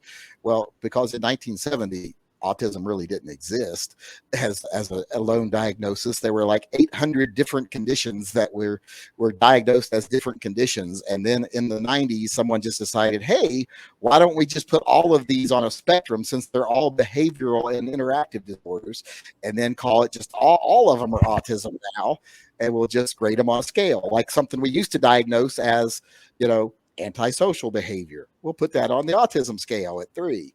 Instead of calling it antisocial behavior. Someone who is developmentally disabled, instead of calling that developmentally disabled, we'll call it autism, but we'll put it on higher on the scale of autism. So all these disease conditions that used to be considered separately all got condensed onto one scale. And because of that, all these, you know, if you had 100 people that were diagnosed with different behavioral conditions back in 1980, well, then you had 100 different people with 100 different conditions. But they decided to take all, so you had one person in, like maybe 3 or 4 of each of them were in the same category, had the same condition. So every condition only had like 1 or 2, maybe 3 people had it. But now they lumped them all together and said they all have autism. So now instead of having 2 people with this and 2 people with that and 1 person with that, you have 100 people with autism. And that's how the autism numbers skyrocketed. It, not a single extra person at any higher rate is suffering any different disorder. They just have a different name for it now. What about the prenatal testing that they do for stuff like that, right? So like they have, like while you're pregnant, you can take these tests that show whether you have genetic abnormalities or problems. Well, they can show where you have predispositions at early times. I don't know of any real early tests. No, there are. And they tell people, like, if you have this kid, he's going to be autistic. If you have this kid, he's going to have Down syndrome, stuff like that. But then it turns out before pregnancy to do that. Well, according to what I was reading in an article the other day, the number of times that they're wrong about the recommendation is fairly high, and a lot of the people that they recommend. Let me look it up. Hold on. Yeah, because I don't know of any tests you can take before pregnancy that it's going to say your kid's going to be autistic. No, it's not before pregnancy. It's while you're pregnant. So they're not testing you. They're testing your child who's in utero. Oh, okay. Because I was saying that, yeah, they can test things like that, but they usually have to be pretty far along before you can do those tests. Right. Like, and you're not going to know in the first 6 weeks that that's a possibility. It's going to be later than that. Yeah, you got to be old enough they can take a scoop of cells off of your baby and it's not going to kill it. Yeah. So yeah. But yeah, I mean, basically what the thing was saying though is like, it's like 2/3 of the time they're wrong about their recommendations. So when they say that your kid's going to have like autism or Down syndrome or whatever, and like the parents end up getting an abortion, and then they look at the fucking aborted fetus or whatever, and they're like, oh, actually it was fine. Sorry. I don't even think that's true. I would have to see evidence of that, because most of the tests that come, if they can actually do a cell sample and they can actually do an ultrasound, like they will notice deformities. They can see an actual deformity and they'll tell you this fetus isn't viable. Like the brain hasn't developed, or it's got one eye, and only, it's got 3 arms and no legs, that kind of thing. But most of the got a really big penis is what that third arm is. Yeah, most of the stop talking about my birth. Most of the time when they do things like for autism, etc., they give you is a practicality chart or whatever they call it, where it's like, because of your genetics and your husband's genetics and the test we just took for the baby, there's a 35% chance it's going to have autism or something like that. But I've never seen any of the tests that have that, that anyone would ever take a scraping from a baby and then have a unrelated test that's not reliable. That why would they do the test if they're not reliable? So yeah, well, I think certainly with the diagnostics, they've got to be getting better. Like advancements in technology and the imaging that they can do on, even from when, like, I have a 15-year-old and a 14-year-old, right? Or I guess they're 16 and 14 now. Jesus, I'm getting old. Ultrasounds back then were the traditional ultrasound where they're like, oh, that it's a penis, see? And you're like, what is that? You're looking at it like, I can't really know what it is, but I trust you, doctor. Yeah, it's because they've seen a bunch of them.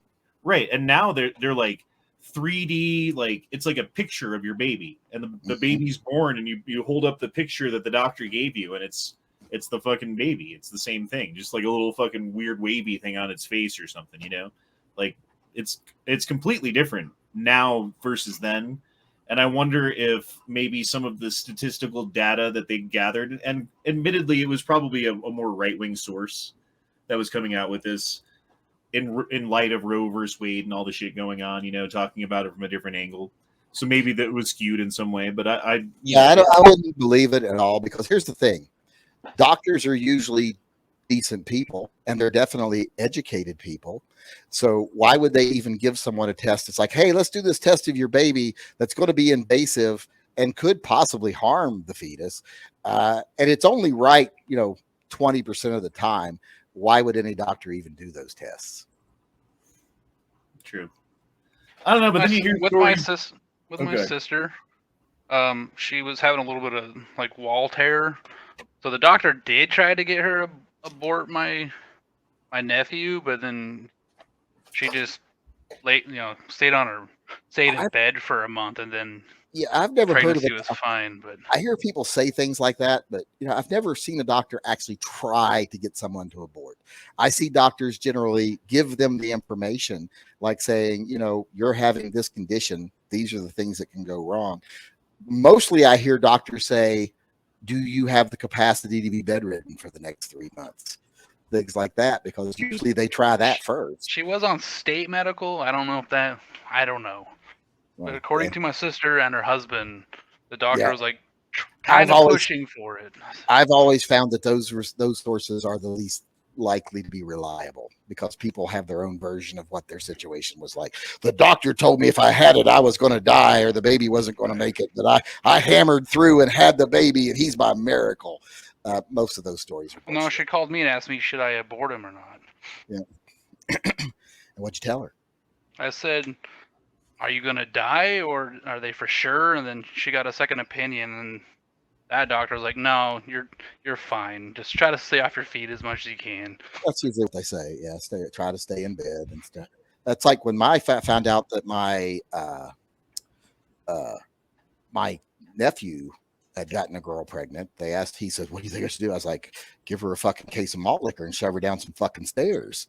Because you definitely don't need to be having a baby. You're pathetic as it is. We don't need another piece of shit like you roaming around. What do they call that? A hillbilly abortion? Hillbilly abortion. You get him drunk on malt liquor and shove him down some metal stairs.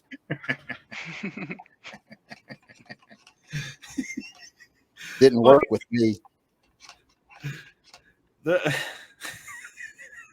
I was tough. I survived that and a coat hanger.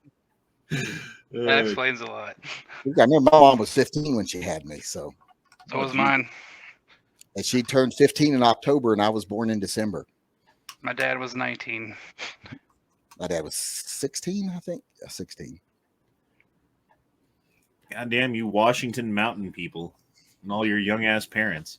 Well, He's from my mom I was was born and 35. raised in Washington. My mom was 35. My dad was 42 when I was born. yeah. Is it our fault that your mother couldn't find anyone to fuck her till she was much older?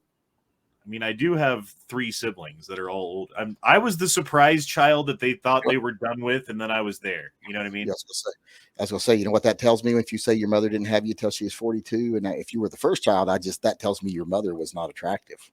No, she was 35. My dad was 42. No, man, my mom was. My mom had like triple D like breasts in 6th grade, so she was popular at a very early age. I remember the hot chick from junior high. They never turn out good, do they? Well, my mom turned out okay. She had a bunch of kids early, but she stopped. She wasn't one of these people that like had 9 kids. She had 4 and then she quit. She had her tubes tied. No, So, I didn't mean like turn out good or bad as a person. I meant like they're hot when they're, like the junior high chick's hot, but when she's 40, she looks like Jabba the Hutt. no, my mom stayed attractive and fit most of her life. Wow. She had like sky blue eyes, and she was a big aerobic person back in the days. Remember when aerobics was really big? Yeah, I do. Yeah, she worked as an aerobics instructor part-time, so she stayed in shape. Remember Sit and Be Fit? It used to be on PBS daytime for Yeah. the old people, and they'd sit in a chair. And lift soup cans. Lift your soup can. Thigh master. Oh man! Or And what my mom about- did that. And my mom did that stuff too at when she would teach aerobics. She would do these classes and she would say, okay, you can use these little barbells when we lay on the ground and we do our lifts and stuff, or you can use soup cans. Like she would get tomato juice cans and stuff, and they would do them with tomato juice cans because a lot of people didn't have weights and stuff at home. So she'd teach them to do it with stuff they had in their house. What was the super flamboyant guy's name with the poofy hair who used to James. do aerobics? Richard Simmons. That's Simmons. the one. Yes. Oh my gosh. Yeah, he used to be on TV doing that shit all the time during the day, and you'd have, the mom would be sitting around eating bonbons, watching Richard Simmons. I remember the Richard Simmons show very clearly. My mom watched it all the time, so she could learn things. Oh boy.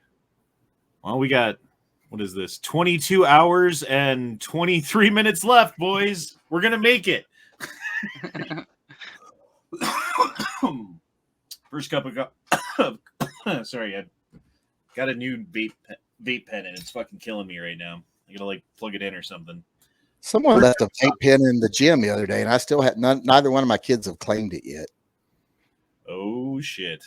So I don't know if it's one of my kids or one of their friends, because their friends will come over with them too, and they'll hang out in the gym for some reason. They're not working out; they're just playing around on the machinery. And so I found a vape pen in there. I don't know. Even I assume it's a vape pen. Let me see. Well, it's better than smoking cigarettes, but it's not as good as not smoking or vaping. Like, I would rather have never started nicotine at all than have to do fucking vape now. Oh yeah, I think that's a Juul. Is what that's called. Yeah, it says JUUL. Yeah. I don't know. Yep, that's nicotine. Don't worry, they're not doing the marijuana pen. It doesn't work. It's probably needs charged or something. Is that the one that they're trying to ban? I guess so. It doesn't taste like, it's not pot, so that's, at least it's not marijuana. Yeah. My older son can't do marijuana. He's allergic to it. He has that what do you call it? Cannabinoid hyperemesis. Jesus.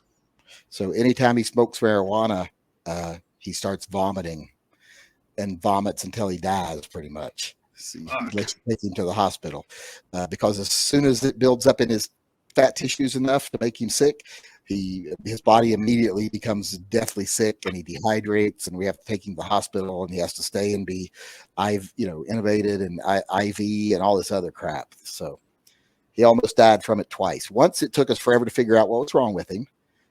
We didn't know what was wrong with him. We really thought he was going to die.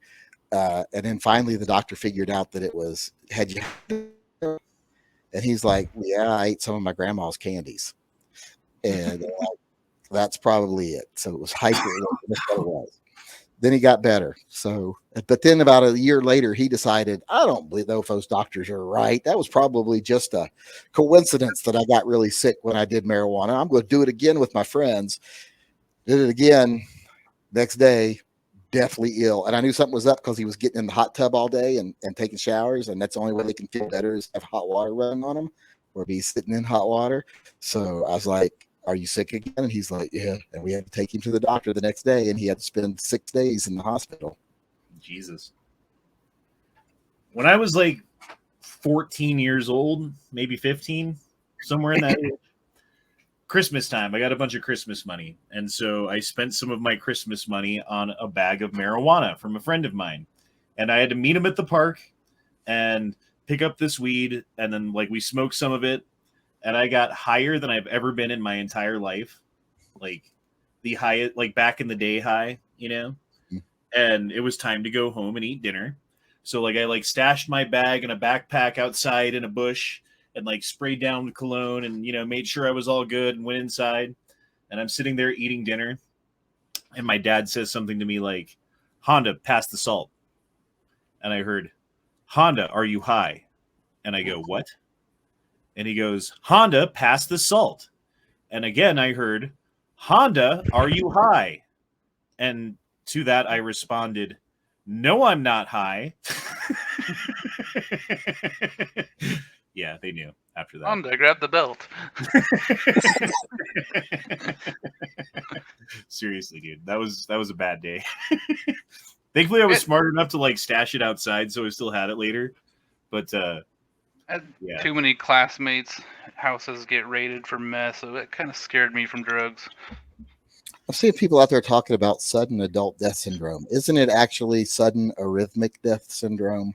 And people just started calling SADS sudden adult death syndrome when it's not. That's not. It's sudden arrhythmic death syndrome, isn't it?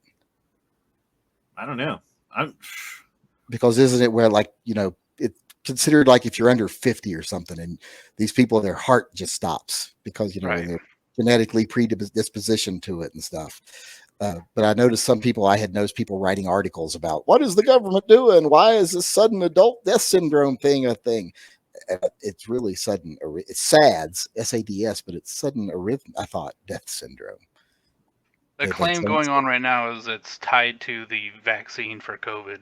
No, it's existed for decades, and it's still very no, rare. The uptick supposedly there's a giant uptick of people in their mid-30s. I doubt it.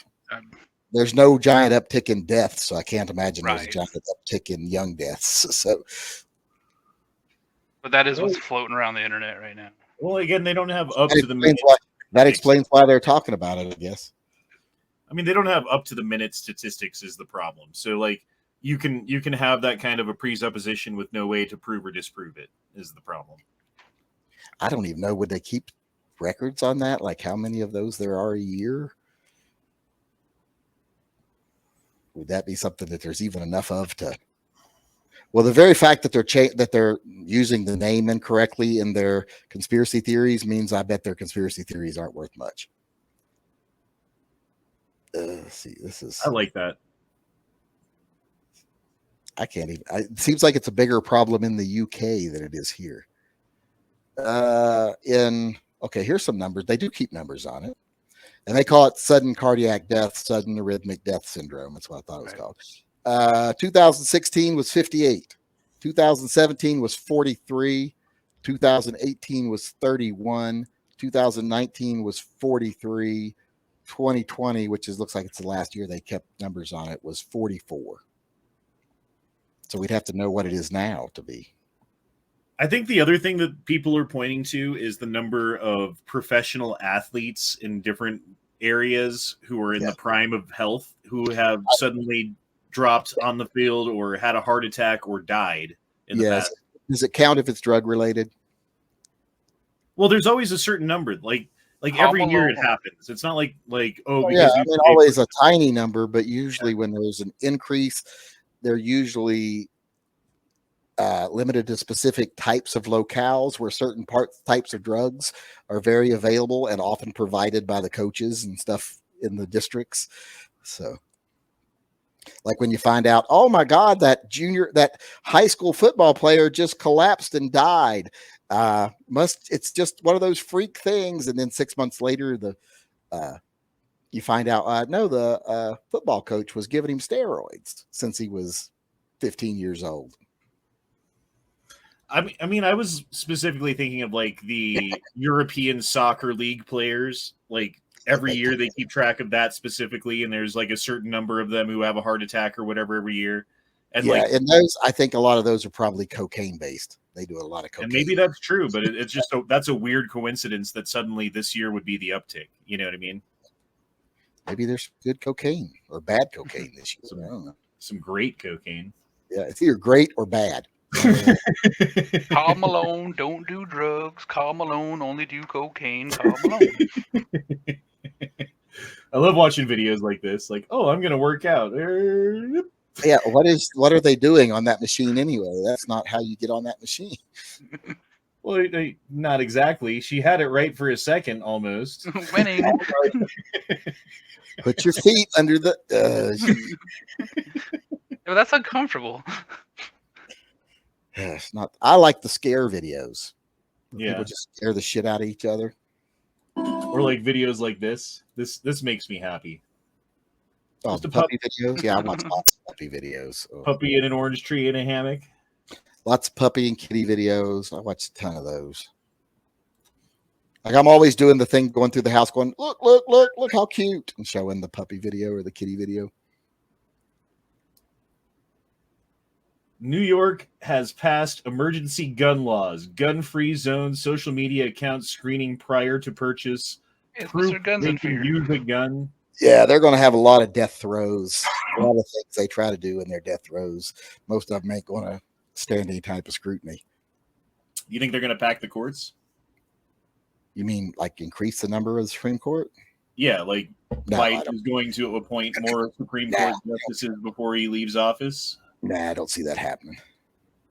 They can't even get a consensus on whether to make laws about abortion. You think they're going to change the Supreme Court?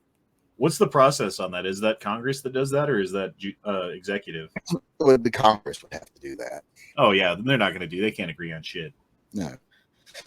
They all run around. Even a lot of the Republicans were running around like, "Oh, it's a travesty that they did this. This is bad," and we would have never voted for these people if we'd known they were going to overturn abortion.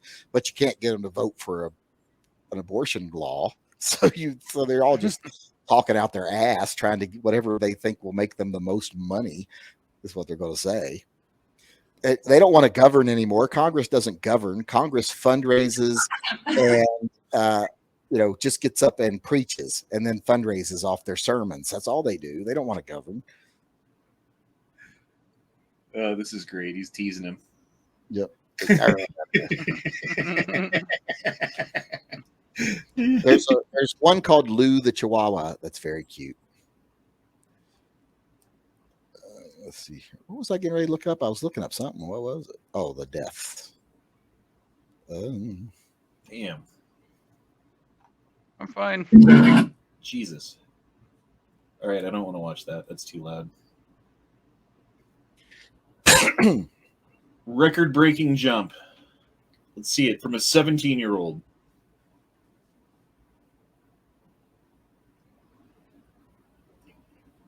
It's because he weighs nothing. That kid weighs like 90 pounds. Look at him. Yeah, it's like when you go to basic training and then you get these guys that are doing like, I can do 100 push-ups and 50 chin-ups. And it's like, yeah, you're 6'2" and you weigh 107 pounds. Well, look at that, though. Jesus Christ. That's pretty amazing.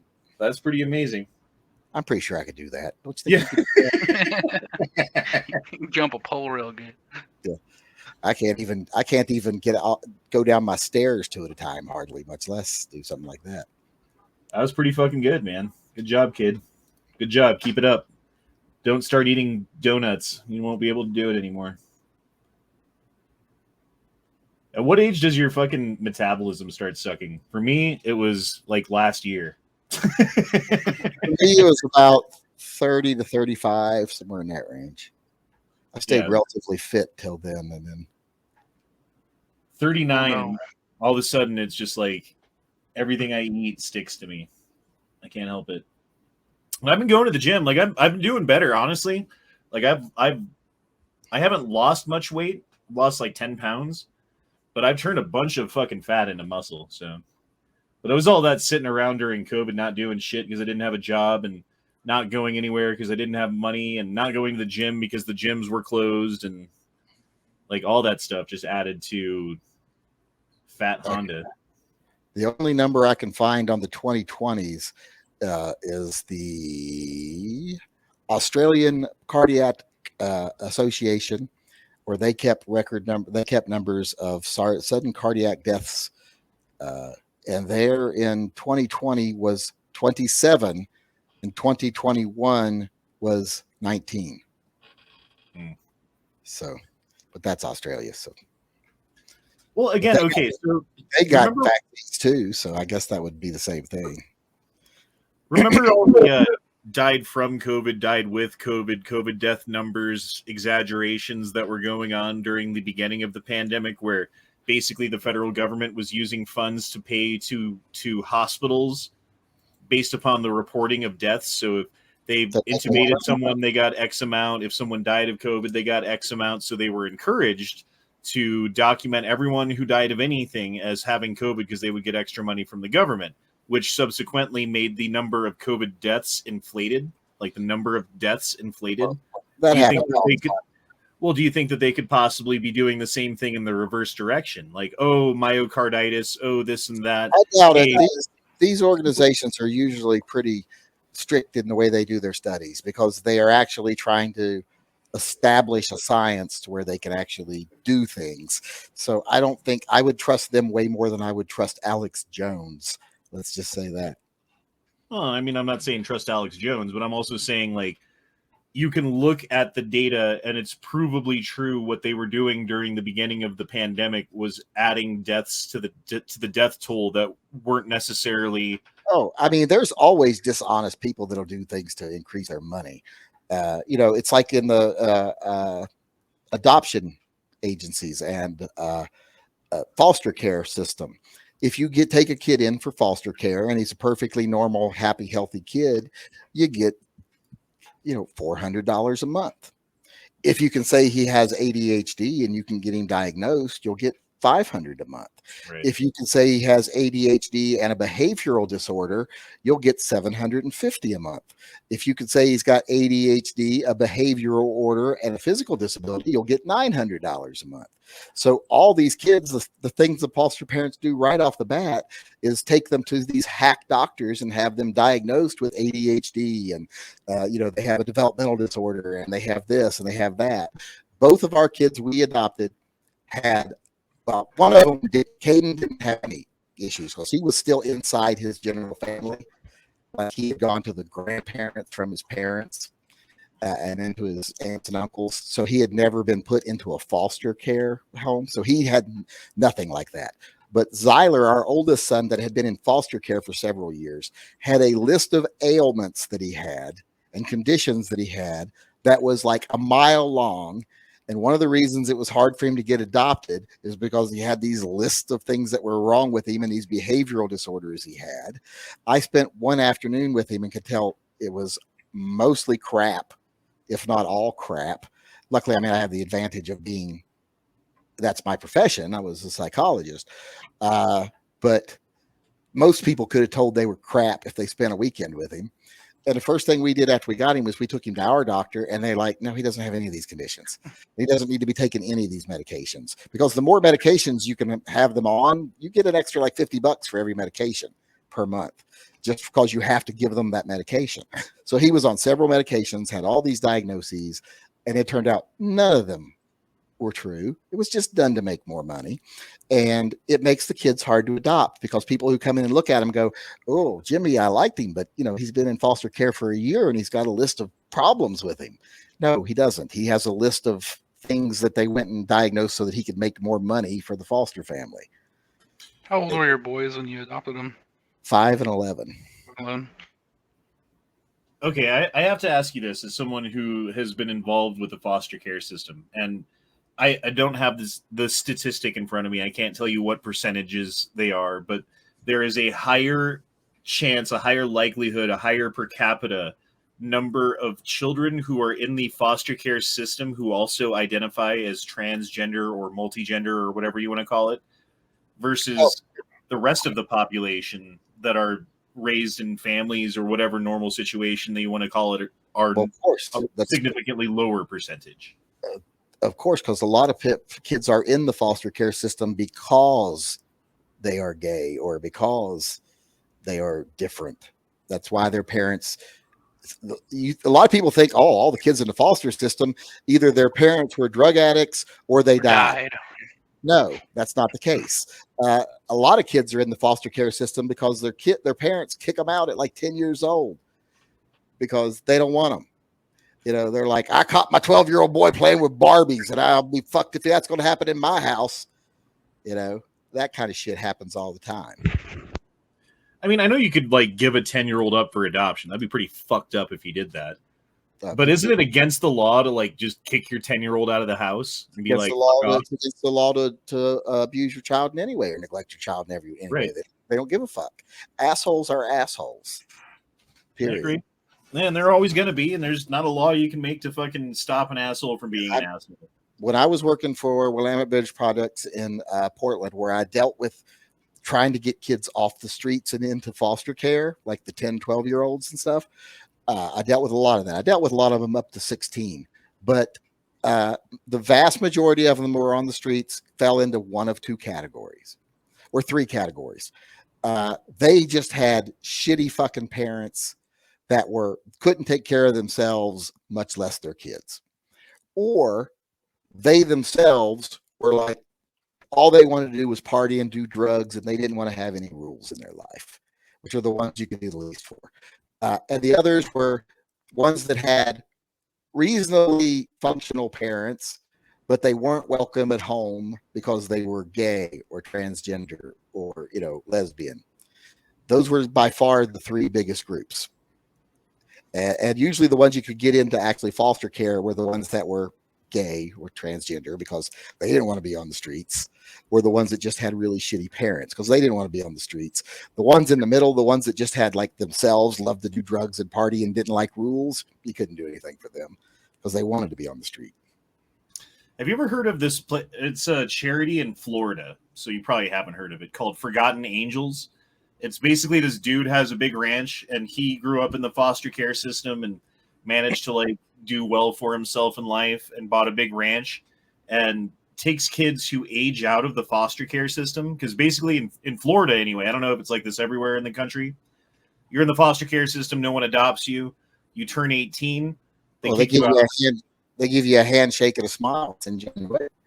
Right. And so the kids, a lot of the time, have nowhere to go and end up homeless or as prostitutes or whatever it is that they end up doing with their lives that sucks. But this guy... If you're attractive enough to be a prostitute, then good for you, because that's good money. So it's the problem is that, like with every person in the world, no matter where you live, only 1% of the population, maybe 2%, is actually fuckable. So if you're the one that's homeless and attractive enough and got your shit together enough to be a prostitute, more power to you.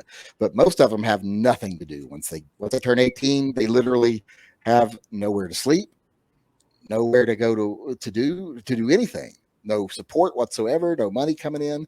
So yeah, they're fucked once they turn 18. There are some aftercare services, like if they're in school, if they're currently in school until they're 19, that it will continue till they're 19. But it goes. Well, I really like this guy because what he does is he helps them help themselves, right?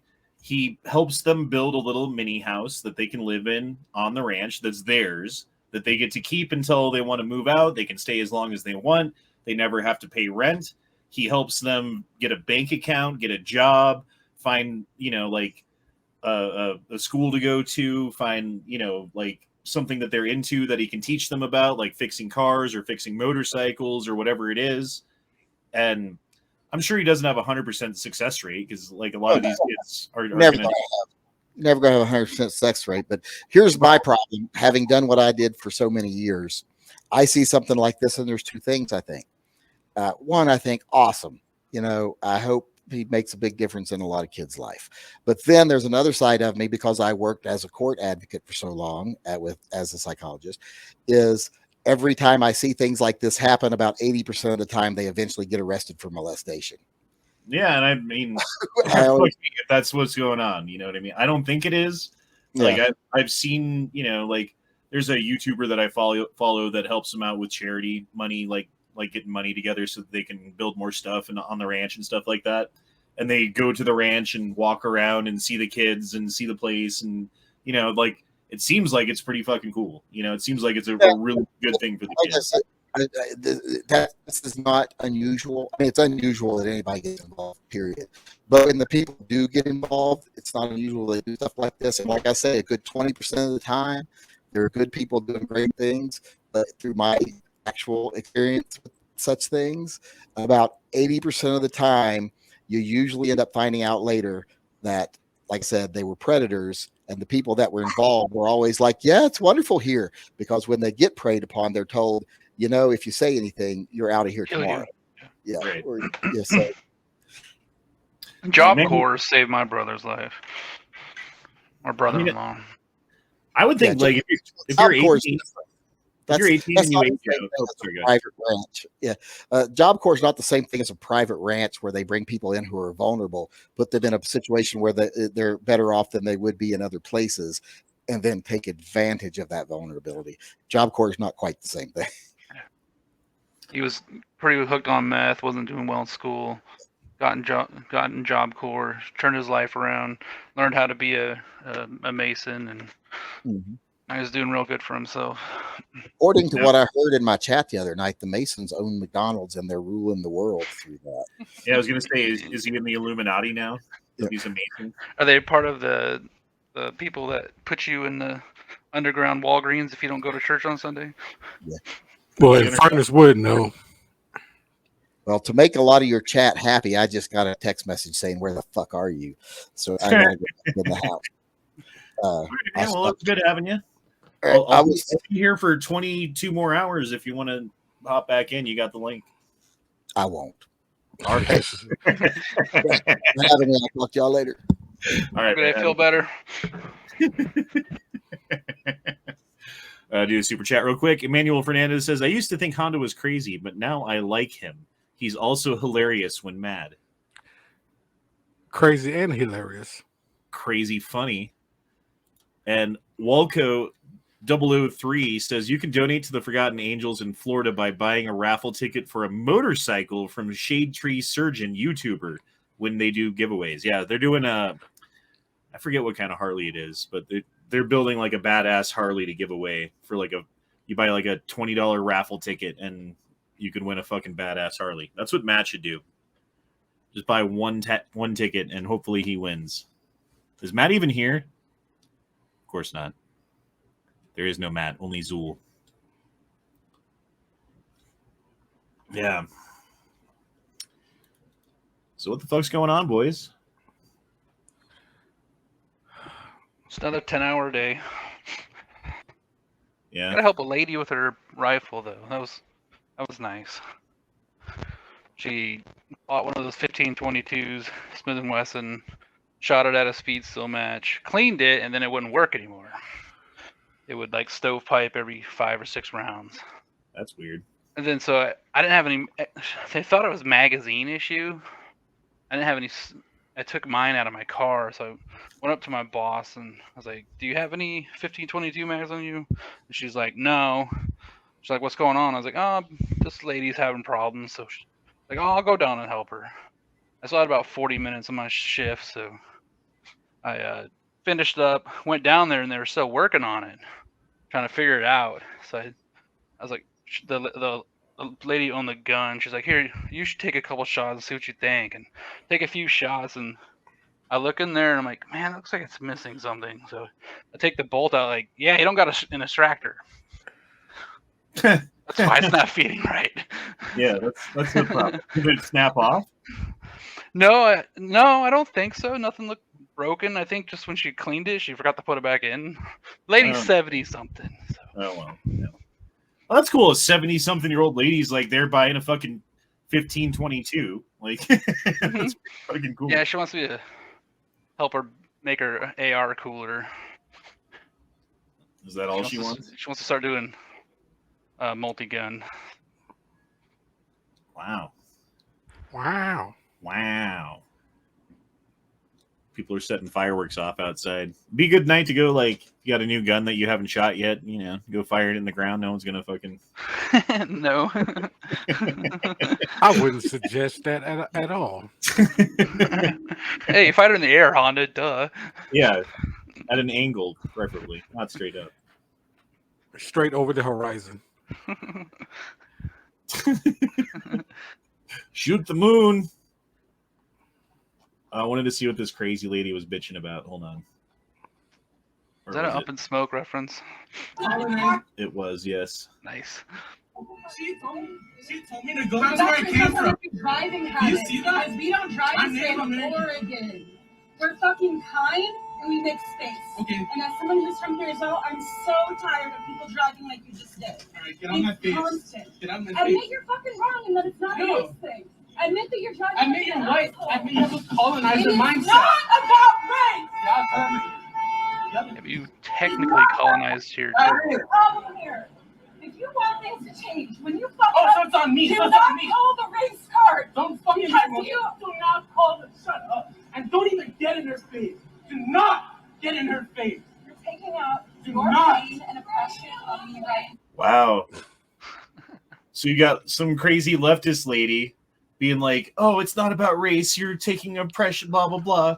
And you got some crazy left-wing, right-wing, or left-wing guy being like, you're racist. This is hilarious. I'm more a victim than you are. We are.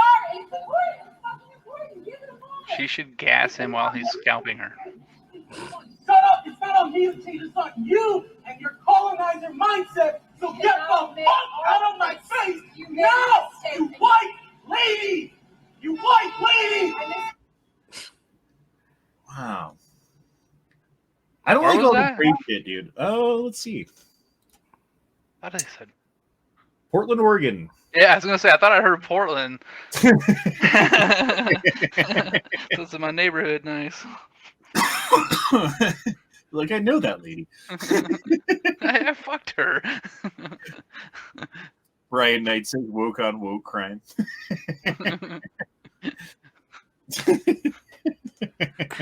Oh Jesus, Portland.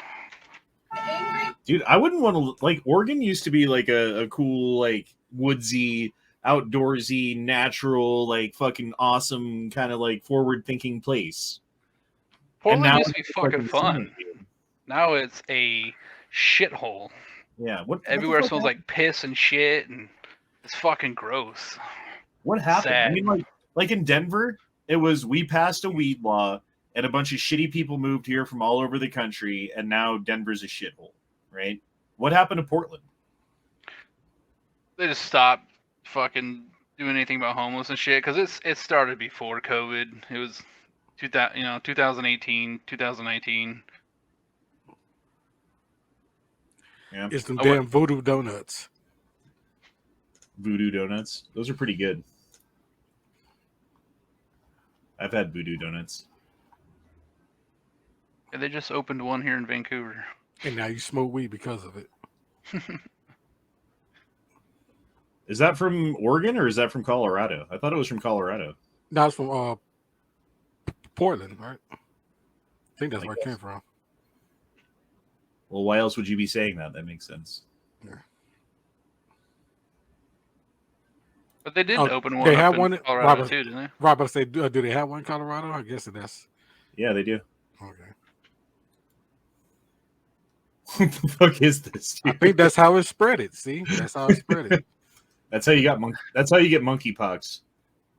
Because you know, if you're not wearing the gloves, that's why he's being safe.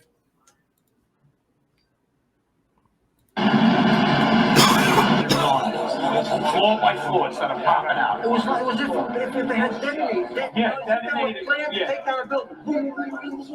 All the way down. I was watching and running. Floor by floor instead of popping out. It was if they had detonated. Yeah, detonated. Yeah. Take down a building. All the way down.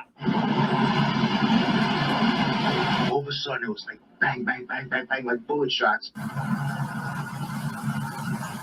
I saw from the corner, boom, boom, boom, boom, boom, boom, boom, boom, boom. Just like 20 straight hits. Just went down.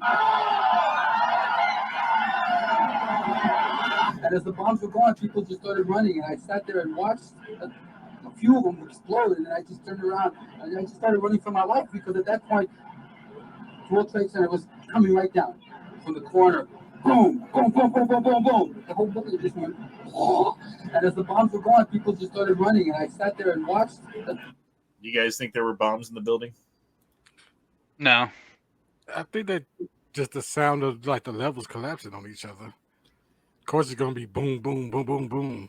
I think the real story is scarier, and personally. You remember watching that shit the day that happened, though, right? Like, oh yeah. The live news reports from reporters on the street talking about explosions going off in the buildings before they fell. But I also watched the live commission report, and you know the FBI and the it was NSA or one of the other three-letter agencies like, we told you this is gonna happen. You told us to fucking stand down. Why? And Mrs. Rice like, we just didn't think they'd really do it. Well, you know, there were more. Okay, 9/11 2001. There were more active military exercises going on that day than any other day in American history. Did you know that? Yeah.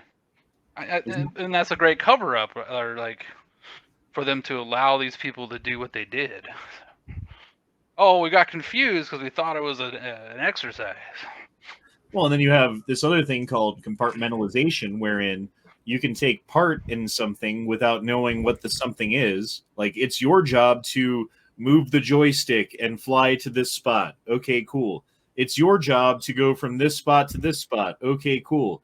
It's your job to fly into this window. Okay, cool. Like, did I do any of the whole thing? No. Did I fly the jet into that window? No. But it happened. Was I part of that? I'm not sure. But I'm certainly not going to talk about it. Clearly missed by vodka. Wait, clearly caused by vodka and microwaves being on. Yes. It was the tactical nuke that went off inside of the building. Building 7's the weird one, right? Yep. Building 7 never got hit by it. Okay, so 3 buildings in New York City fell into their footprint on 9/11. Building 1, Building 2, which both got hit by airplanes. Building 7, which did not.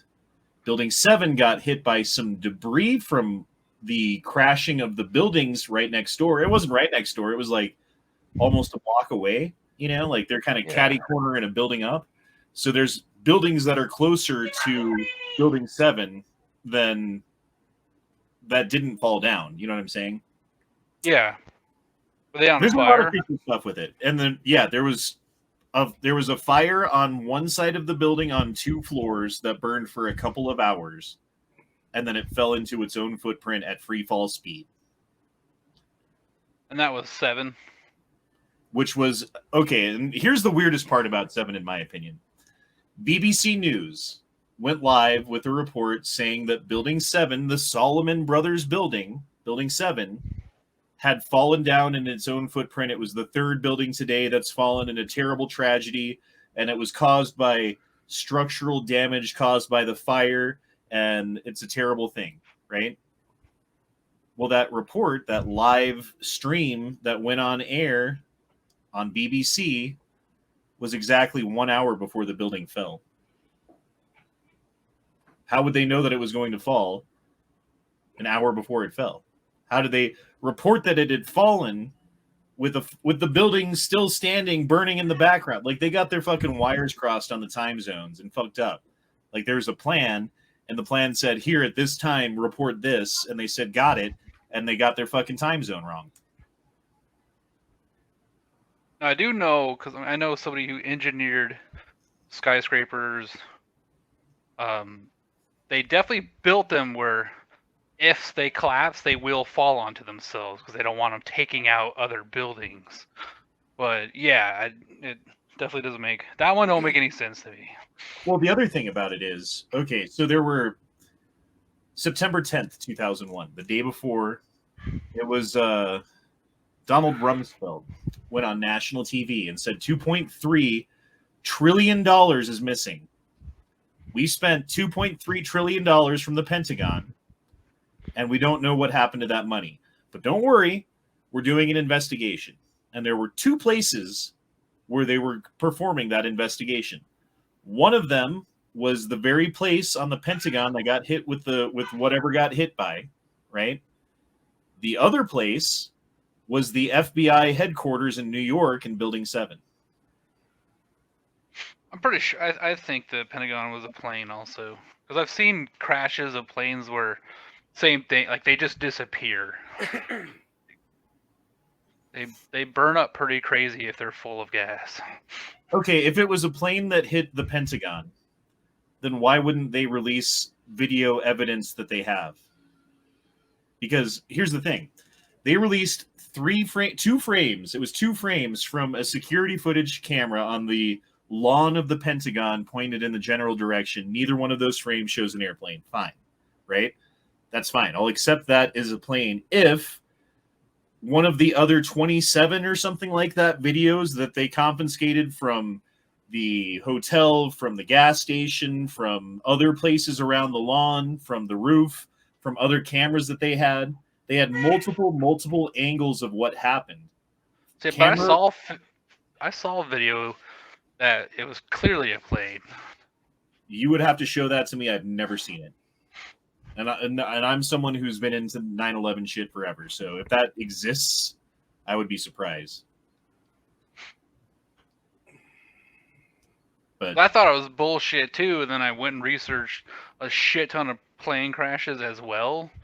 And I was like, oh, there's been lots of them where everything melts. Like you just see basically the outprint of a plane that burnt up when it crashed.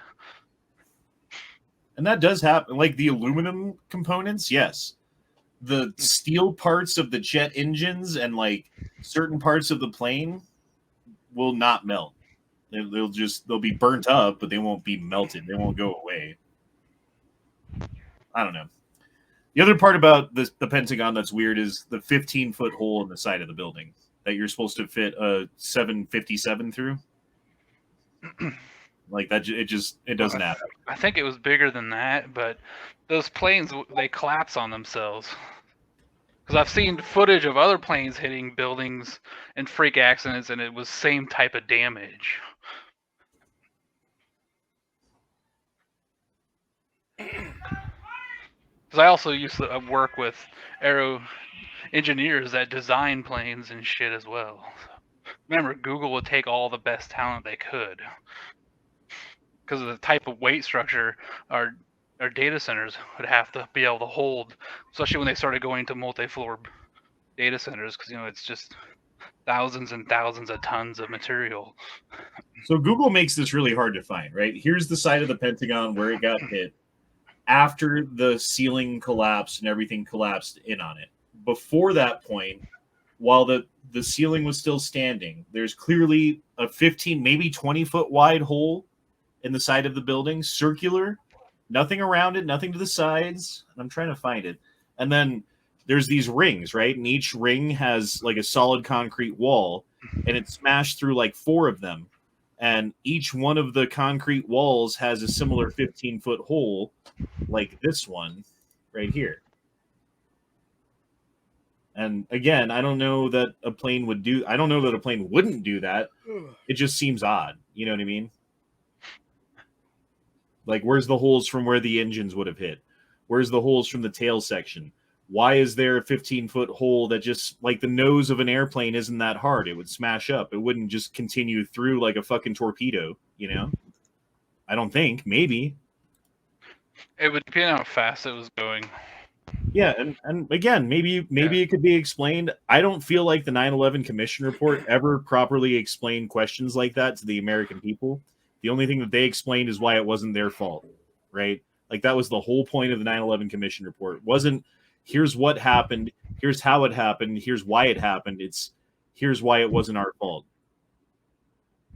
That was the whole point. But anywho.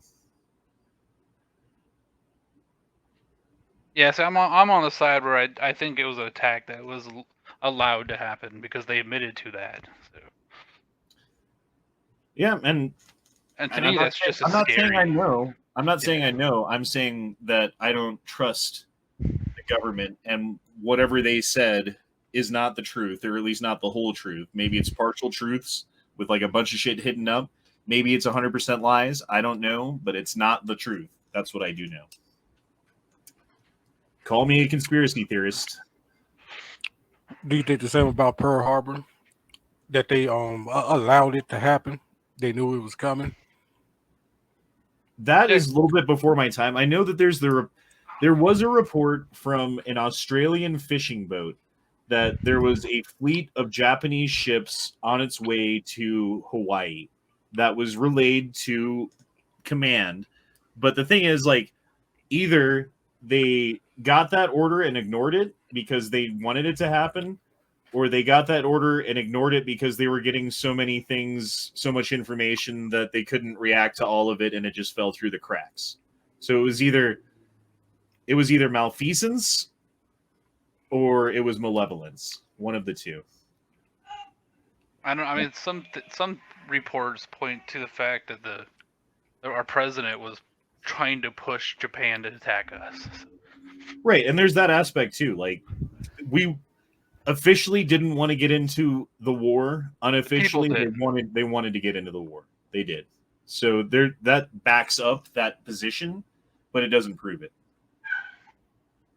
But I'm not saying that it's not true. Again, I'm just saying, like, that's something that's kind of unknowable at this point. It's too far in the past, and everyone who was involved with it's pretty much dead. You know what I mean? Right. Like, 9/11's only 20 years ago. Well, 21 now. Jesus. Isn't that crazy that people who were born on 9/11 are almost old enough to drink now? Yep. Like, you remember being 21 when you first turned 21? You kind of felt like, I'm an adult now. Some of them are just a couple months away.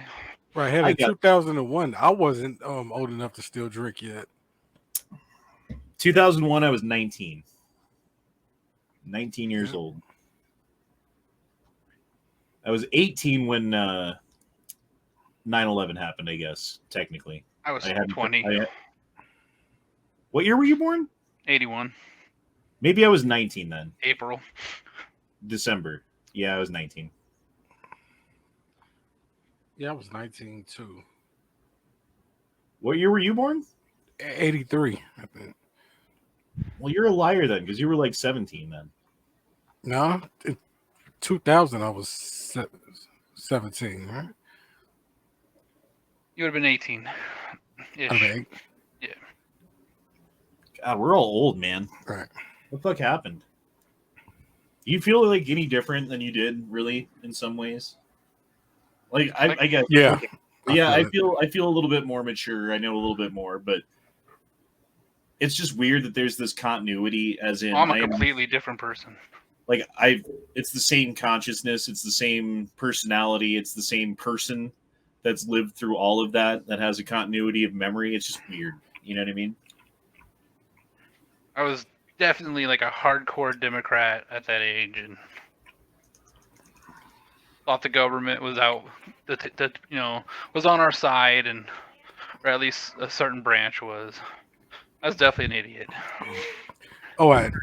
So about 18, 19, yeah, I think I've already made that turn. What was the thing that that made you decide that the things that school tried to teach you about government being like good and benevolent and stuff like that was maybe a lie, and start questioning it? Is Obama for me. I started asking questions, and I kept getting the same answer back. Was the question I asked was, so how is it that Republicans are for rich people and Democrats are for poor people? Because that was what was told to me all through my life, and So we they weren't kept at giving me school. back the same answer. Was, well, that's what we were just told. And I was My like, school district was more just learning to read, math, science, fucking. I took American history and advance, and it was not political at all. And so, I actually was never brainwashed on that shit. I was brainwashed because of TV.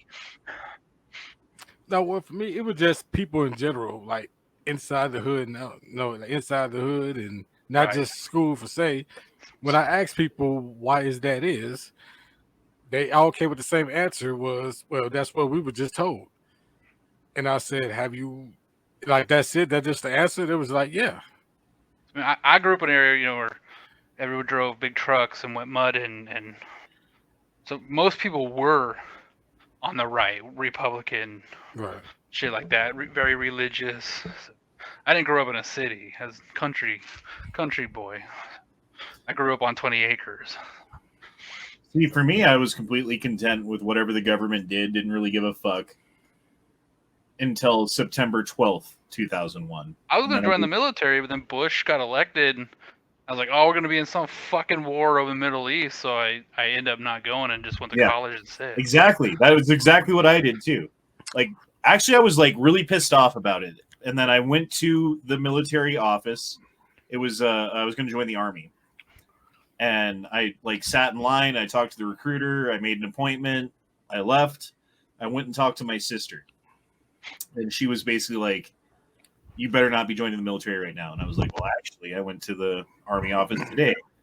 And she was like, they're going to send you off on some stupid fucking war in some shithole fucking country. Now, I wanted to be an MP and then try to get into their internal affairs. Because my goal at the end was to go chase aliens with Scully. So. That's great. I wanted to be in the FBI.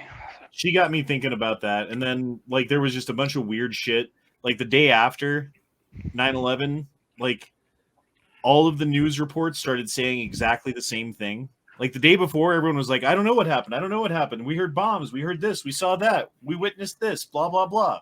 And the next day, it was like, this happened. This is what we know. Blah. And everyone was on the same page, and no one was saying anything else, and no one mentioned anything about the bombs and the explosions that everyone heard and that everyone witnessed and everyone saw and everyone reported the day before weren't even mentioned anymore. And I was like, well, that's weird. And then at some point in that same era, I watched a documentary about I want to say Sandy Hook, but that's not the word. It's Waco, Texas, about the Branch Davidians and how it got burnt down, right? And when I was a kid, when that happened, I forget how old I was, like 12 or something, or 11. Watching the news at the time, it was like, these people are evil. This guy thinks he's Jesus. Like, they went against the government. They deserve whatever they get. Oh, the place burnt down and a bunch of kids died. Boo-hoo. You know, like, that was kind of the attitude. And that was the generally accepted attitude from public at the time based upon what the media was telling. Like, they demonized those people. They demonized them to the point where when their children burned live on TV, people were like, yay, that's what happened. And I didn't realize that till it was after 9/11. And then I watched this documentary about, like, here's the other side of the story. Here's the stories from inside of the building. Here's what actually happened. Here's a different perspective. You know what I mean? And I was like, well, we didn't hear any of that. Right. That branch of Christianity is fucking insane because I used to be part of it. Fine. But I'm saying there was a whole other side to the story that we were never told. And the story that we were told was presented as if it was the whole story. And that was the first time it really opened my eyes of like, wait a minute, maybe the media is not telling the truth. Maybe I should question what the fuck they say. And then there was okay, and then even before that too, and this was another time that happened. My mom was sick and dying of cancer, right?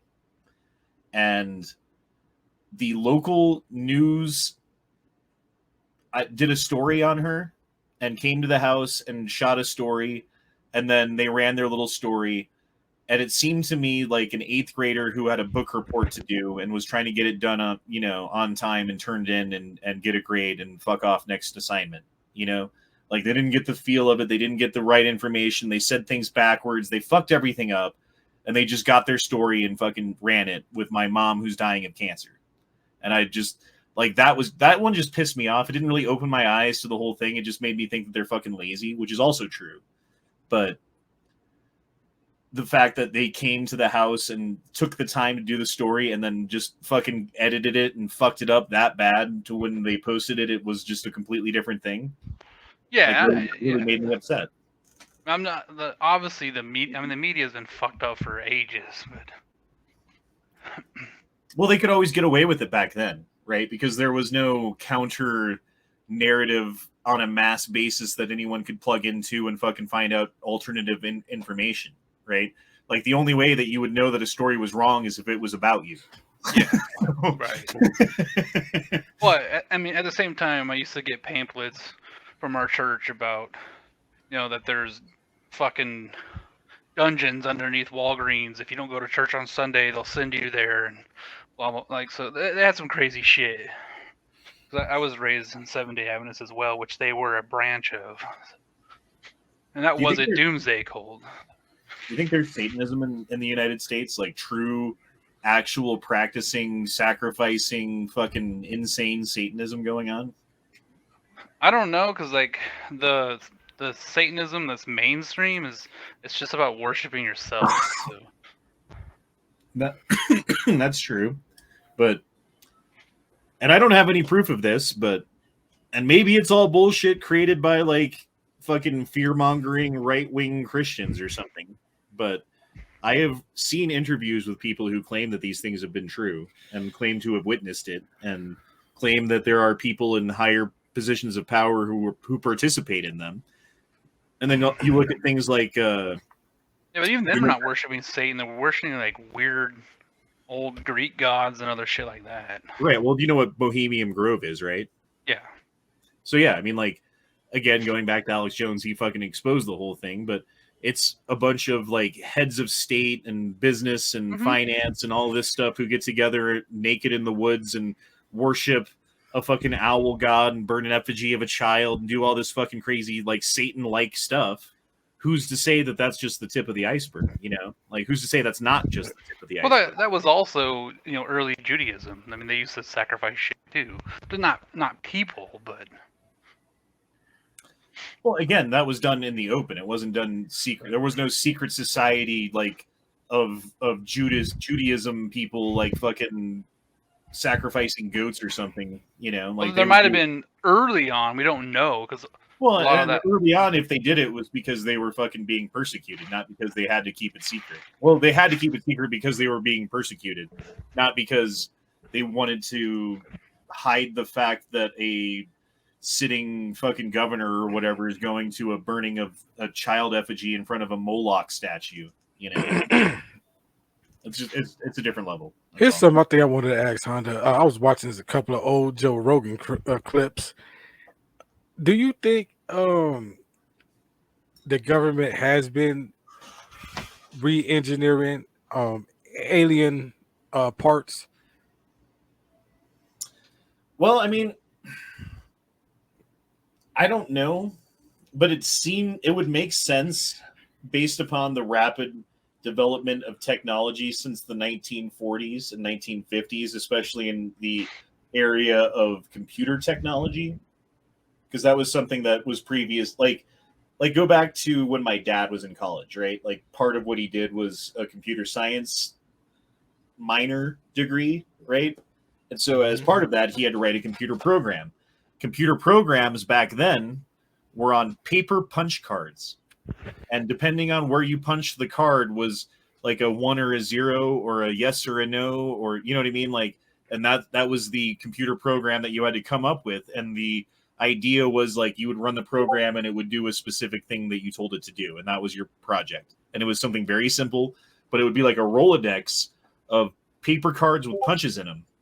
And he said on his way to turn it in, he tripped and fell, and all of the paper cards fell out of the Rolodex. And there's no putting them back in, dude. Damn. But like they didn't have silicone back then, not like they do now. Like it was a lot of this technology seems to have come almost out of nowhere.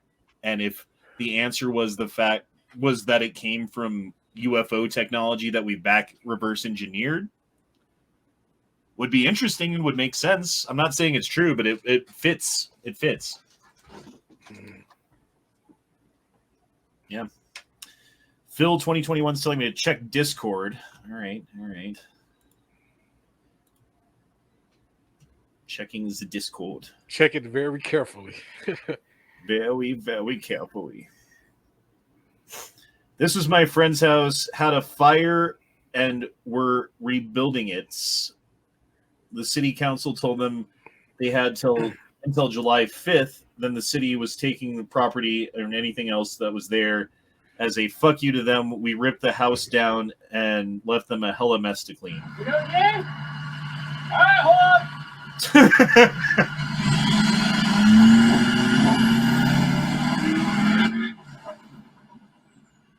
Damn, you whistle and dieseled that shit.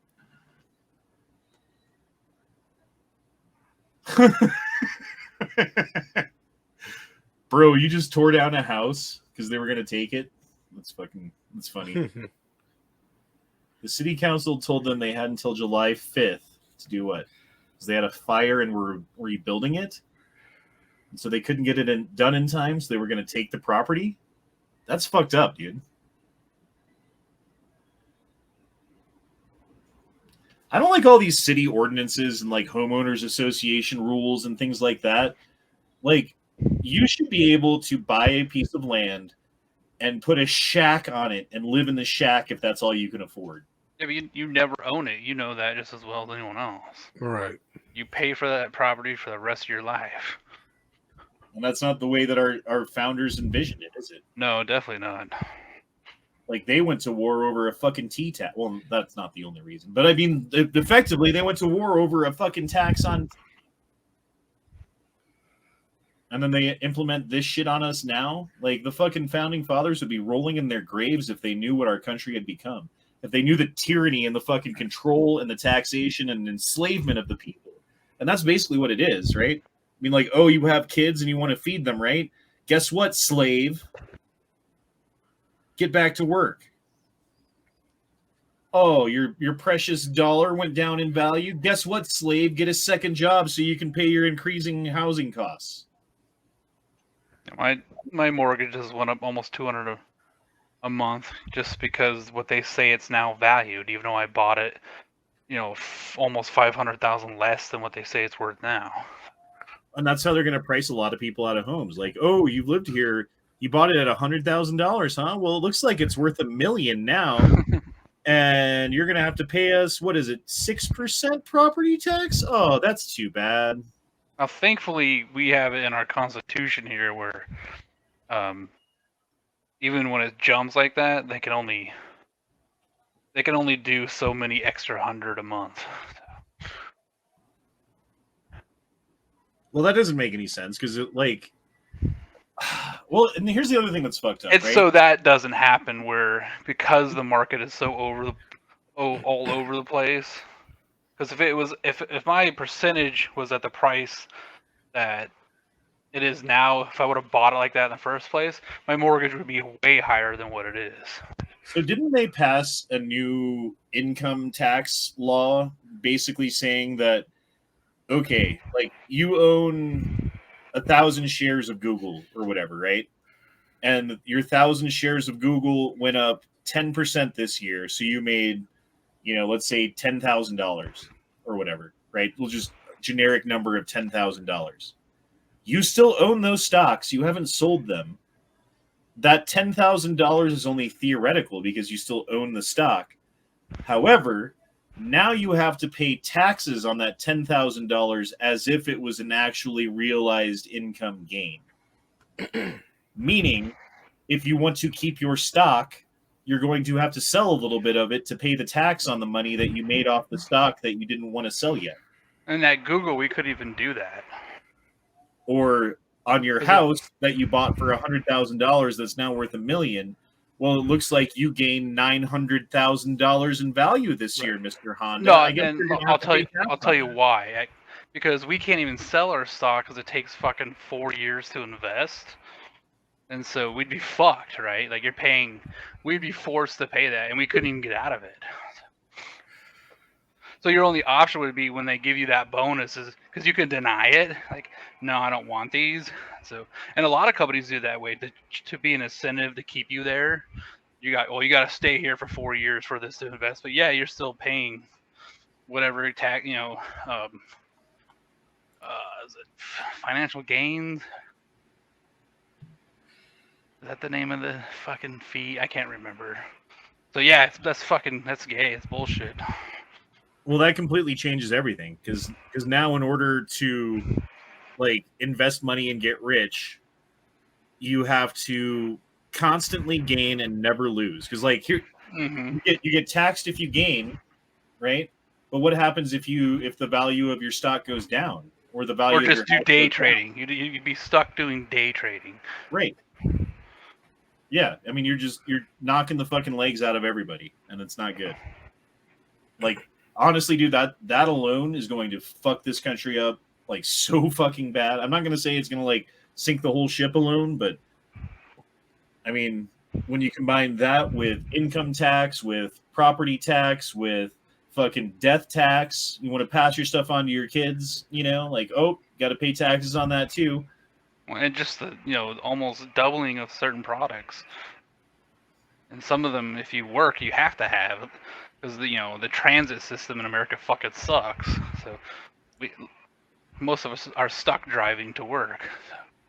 During the Great Depression, was there property tax like there is today? Like if you owned a house outright, did you just own the house outright? I don't know. I can't remember when that was put in place. I want to say it wasn't that old, but I'm pretty sure property tax wasn't until World War II or around that time period. So people during the Great Depression who had it really hard, at least some of them didn't have to worry about coming up with rent and mortgage every month. It was just feeding themselves, and I would assume that'd be a lot more people than today. And without all of like the building regulations and regulations on this and that and constant tracking of people, like you could make it work if you didn't have kids to just build a shack and live in the shack. Or even if you did have kids, you could make it like a big shack or something. You know what I mean? Like nowadays, you live in a shack with kids, your kids are going to be taken away from you. Your shack's going to be burnt down and fucking condemned, and you're going to be put in fucking prison for like illegal camping or something, But they're okay with if you live in a tent in a city, that's fine. You can live in a tent in a city all day, and they'll come by with a shower van once a week and make sure that you get a Visa card with some money on it so you can get some McDonald's. Actually, if I was gonna be like homeless, I'd move to LA. They got it pretty good there in LA. LA is where you want to be either really rich or really poor. Being in the middle kind of sucks. because you pay for the really rich and really poor.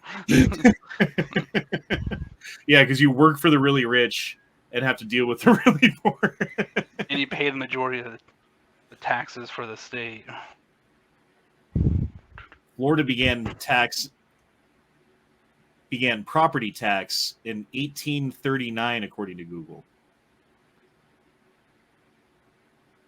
Yeah, I don't know, man. I think things just used to work, especially during like before then, like when they were doing the homesteading, where you could just show up and get like 50 acres or however much land was your parcel as long as you built something on it. I wish they would have something like that again. That'd be so great. Like, here's a homesteading program. Come get 10 free acres of fucking federal land that you gotta go to Alaska. Yeah, but I don't want to be that cold, man. And then you defend it like it's Yellowstone Ranch. Yeah, exactly. Yeah. How much money would it cost you to let's say you had the ability to cut down some trees in a forest area and stuff. How much would it cost you to make a log cabin and move stuff around and get it all set up and have a water supply and a sanitation system for fucking pooping in the toilet and all that stuff? How much would it cost to get set up on a homestead? I mean, back in the day, if you lived in an old growth forest, you could make so much money of just thinning your trees out a little bit that you could pay for it all. But I don't know what the price of lumber is right now and for shit like that. Yeah, how much does it cost to dig a well for water? Or how much does it cost for a fucking? It's between 10 and 20,000. And then how much does a septic system cost? Or at least up here, it's another 5 to 10,000. And then you'd probably want some sort of electricity, so basic fucking solar system for your house, 10 grand on that probably too. Depends, because there's some pretty crazy. It would depend where you live, because there are some pretty crazy programs right now where you're basically getting systems for free. So it would just depend on what perks that state has right now. But yeah, it could be anywhere from 20 to 60,000, depending on how nuts you want to go. So I mean, you're talking 100,000 without even building a house, just to have the amenities set up so that you can have a house there. If you're going ground zero, yeah. Yeah. Ugh, Jesus. And that's not even counting the cost of the land to buy it in the first place. So, but that's cost here. Somewhere else, it could be way different, because when we opened up a data center in Oklahoma, you could buy a house bigger than mine, which mine's 2,400 square feet, on fucking 10 acres with a giant in-ground pool, 140,000. That'd be half. At that time that would have been over $500,000 here easily, but if not more, if not quite a bit more. But it just depends, what it would cost to build a well in Oklahoma. Maybe it's just it could be thousands less. So. I remember they used to. Okay, they still have them. There's these little World War II, post World War II baby boomer houses in Denver that they built a shit ton of, that are just these little tiny 3-bedroom houses with a little backyard that are all kind of cute and old and tiny and have a 1-car garage, those little old houses.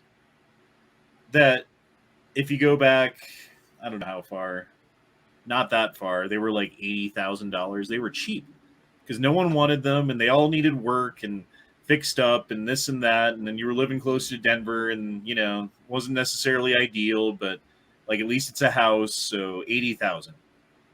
Those same houses right now are going for over $500,000. $500,000. Yeah. For a little tiny 3-bedroom house with a fucking tiny backyard and everything's cute, but it's I don't know, man. That was when I got offered a job in Mountain View, and yeah, it was 30,000 more per year, which was excellent on paper, but to get a house a similar size of mine would have been $1.5 million to the 200,000 I paid for this. So it just wasn't worth it. Outside of not being able to take a single firearm that I own because they're all illegal in California. But you can take them with you. You just can't tell anybody. I would. I almost considered it, but then I was like, for me to get a home that was similar to ours, I'd be back to a 2 to 3 hour commute. And I was like, well, only reason I would fucking leave was to get rid of the 2-hour commute one way. So I was like, no, fuck that. It ain't worth it. So I'd end up making less money at the end by a lot. My experience is that most of the people who have money and like guns and live in California have the guns that they like regardless of the rules. Yeah. Not everybody, but a good number of them. And that was just going to the fucking gun range, right? Because everybody had AR-15s with 30 round magazines without the fucking stupid button or the grip. They were just shooting away. Like the gun range people were just like, "Oh, how's it going today, guys?" And then just didn't say shit because they're not enforcing that and they don't care. Like,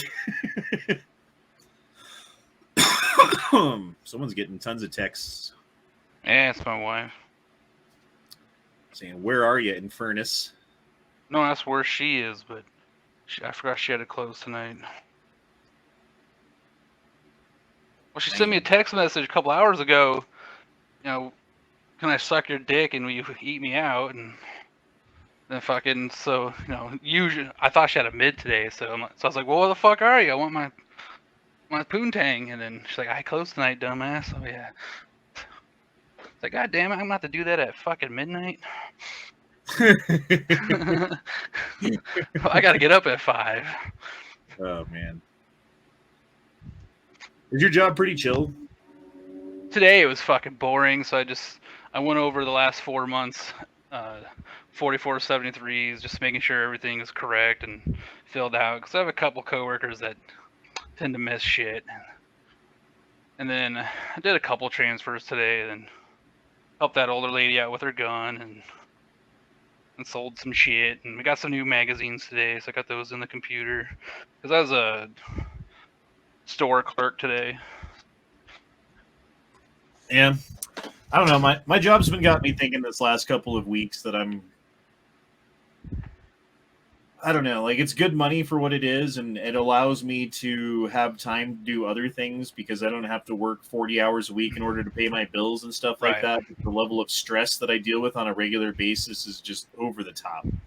And like the air conditioning system doesn't work correctly, so it's always too hot and humid inside of the building, and then you're running around as fast as you can doing 10 things, and you start sweating your ass off, and then you can't cool down, so you start pouring sweat, and people are like looking at you like you're a fucking like some sort of chode. Crackhead, right? Yeah.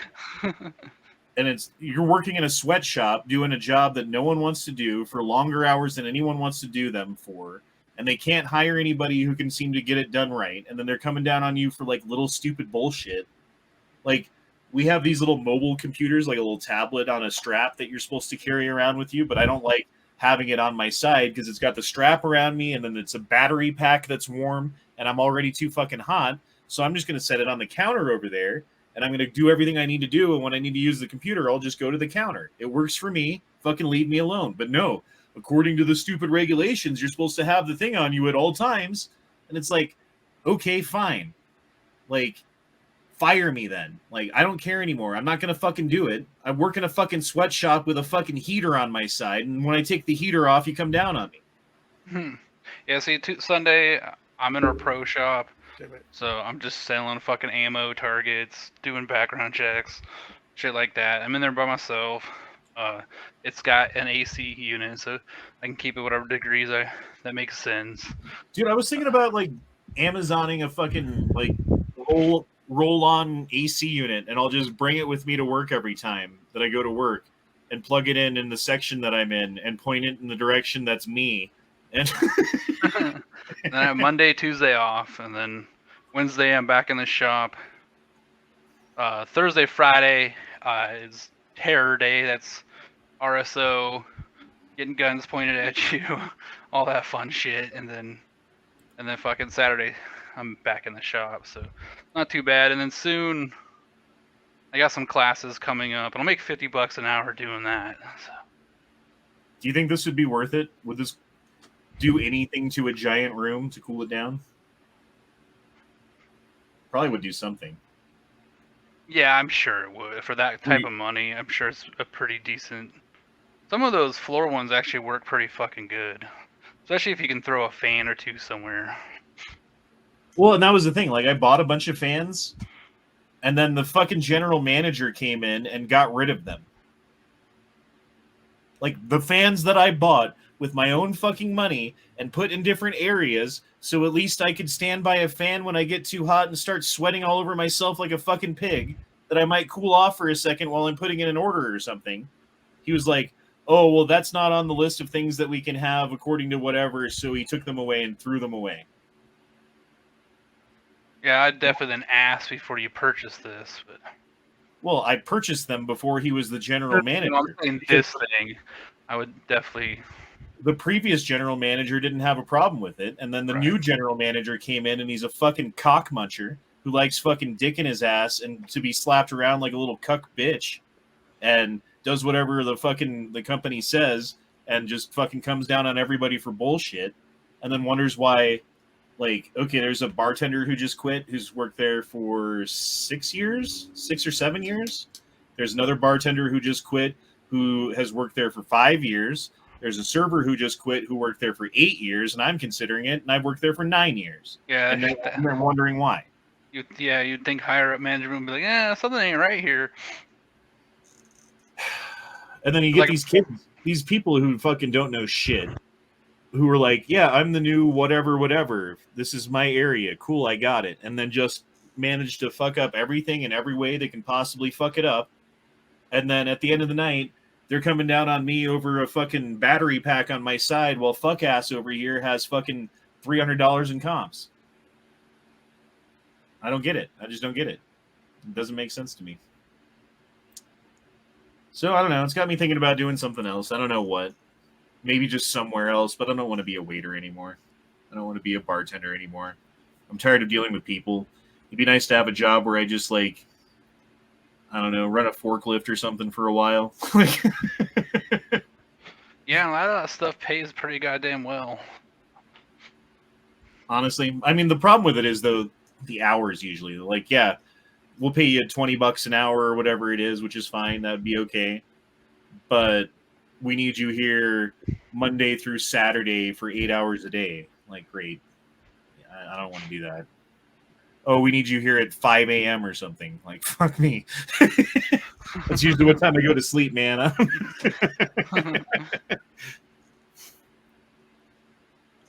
Oh, shit. Yeah, I put the super on the screen, and then I didn't read it because we're just talking. Daniel put in $2 and said, you ever listen to any of Paul Harvey's old radio stuff? That's why I didn't read it, because I was thinking of who Paul Harvey is. And then I thought about it, and yes, I do know who Paul Harvey is, but I never listened to his old radio stuff, so no. And sorry about that. That's my bad, Daniel. My bad, Daniel. Damn, Daniel. Let's look at Paul Harvey. Oh, that's not even who I was thinking. Who was I thinking? Like Steve Harvey or something? Yeah, I don't know who this is. Apparently he's won awards. He's got a good smile.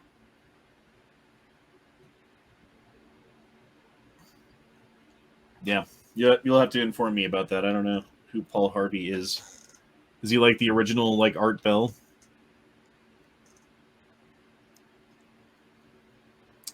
Super Bad Video says, the funny thing is they always come to me asking, how do I do this or how do I do that? Well, and the thing is, like, okay, the other day there was a server who did not show up, and a bunch of people came in, and a manager had to take, I think it was like 5 or 6 tables and just be a waiter for a minute, you know? And they had such a fucking tough time. And it was grand and hilarious. And I was like laughing to myself and thinking like, haha, here's the thing that you think is so easy that anyone can do it. And you could just hire someone and throw them in and they'll work out and everything will be great. When it turns out that like, really we have like a 80 or 90% turnover rate. Like 8 or 9 out of 10 people who we hire to do the job end up not working out within a couple of months because it's a fucking hard job. It's really difficult. It's made uncomfortable unnecessarily by fucking stupid decisions made from above without thought. And it's made worse by a general manager who follows those edicts without fucking thought, without actually like being like, hey, people above me, this isn't going to work, and here's why. And standing up for his employees, he's like, yes, sir, got it. Okay, troops below me, follow my orders or you're fired. Like, okay, cool. You won't have any troops pretty soon. Daniel dropped in $5 and said, play Paul Harvey Freedom 2 Chains on YouTube, no copyright. It's old as sheet. Okay, hold on. Paul Harvey Freedom 2 Chains.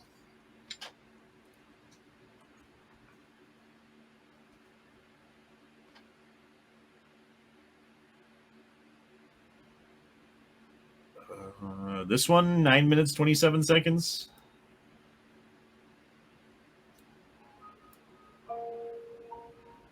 Property. The end of a sword denying to royal. I don't like the music. It's going to copyright me on the music, Daniel. It's going to be your fault. At Runnymede, the Magna Carta was handed to King John on the end of a sword denying to royalty the right of unlimited taxation. Did you know it was for us, the American people, to become the first in recorded history ever voluntarily to surrender our rights to private property? Yes, we did. With an innocent-sounding constitutional amendment, the 16th, which says that Congress will have the power to lay and collect taxes on incomes from whatever source derived. And we forgot to put any limit on the extent to which we could tax ourselves. Conceivably, we could be taxed out of all private property. We could be taxed not 70%, 80%, 90%, but 100%. We could awaken one morning and find that the government owns the farm and the house and the car and has a mortgage on the church, legally. Historically, whenever any nation has taxed its people more than 25% of their national income, initiative was destroyed and that nation was headed for economic eclipse. History says we'll roll forward on momentum for a little while, but we'd better get some more gas in the tank pretty quick. You see, ours is not the first by George good government to arise on the world stage. There have been several. Rome, Spain, and Greece, and China, and each enjoyed about 150 years at its zenith. That's just about our time in the New World. And then each decayed away. Not one of them was ever destroyed by anybody else's marching legions. Each rotted away, morally, socially, culturally, economically, simultaneously. You know, one of the most cruel paradoxes of history is this. Because each was a good government, it bore bountiful fruit. When it bore bountiful fruit, the people got fat. And when they got fat, they got lazy. When they got lazy, they began to want to absolve themselves of personal responsibility and turn over to government to do for them things which traditionally they had been doing for themselves. At first, there appears to be nothing wrong asking government to perform some extra service for you, but if you ask government for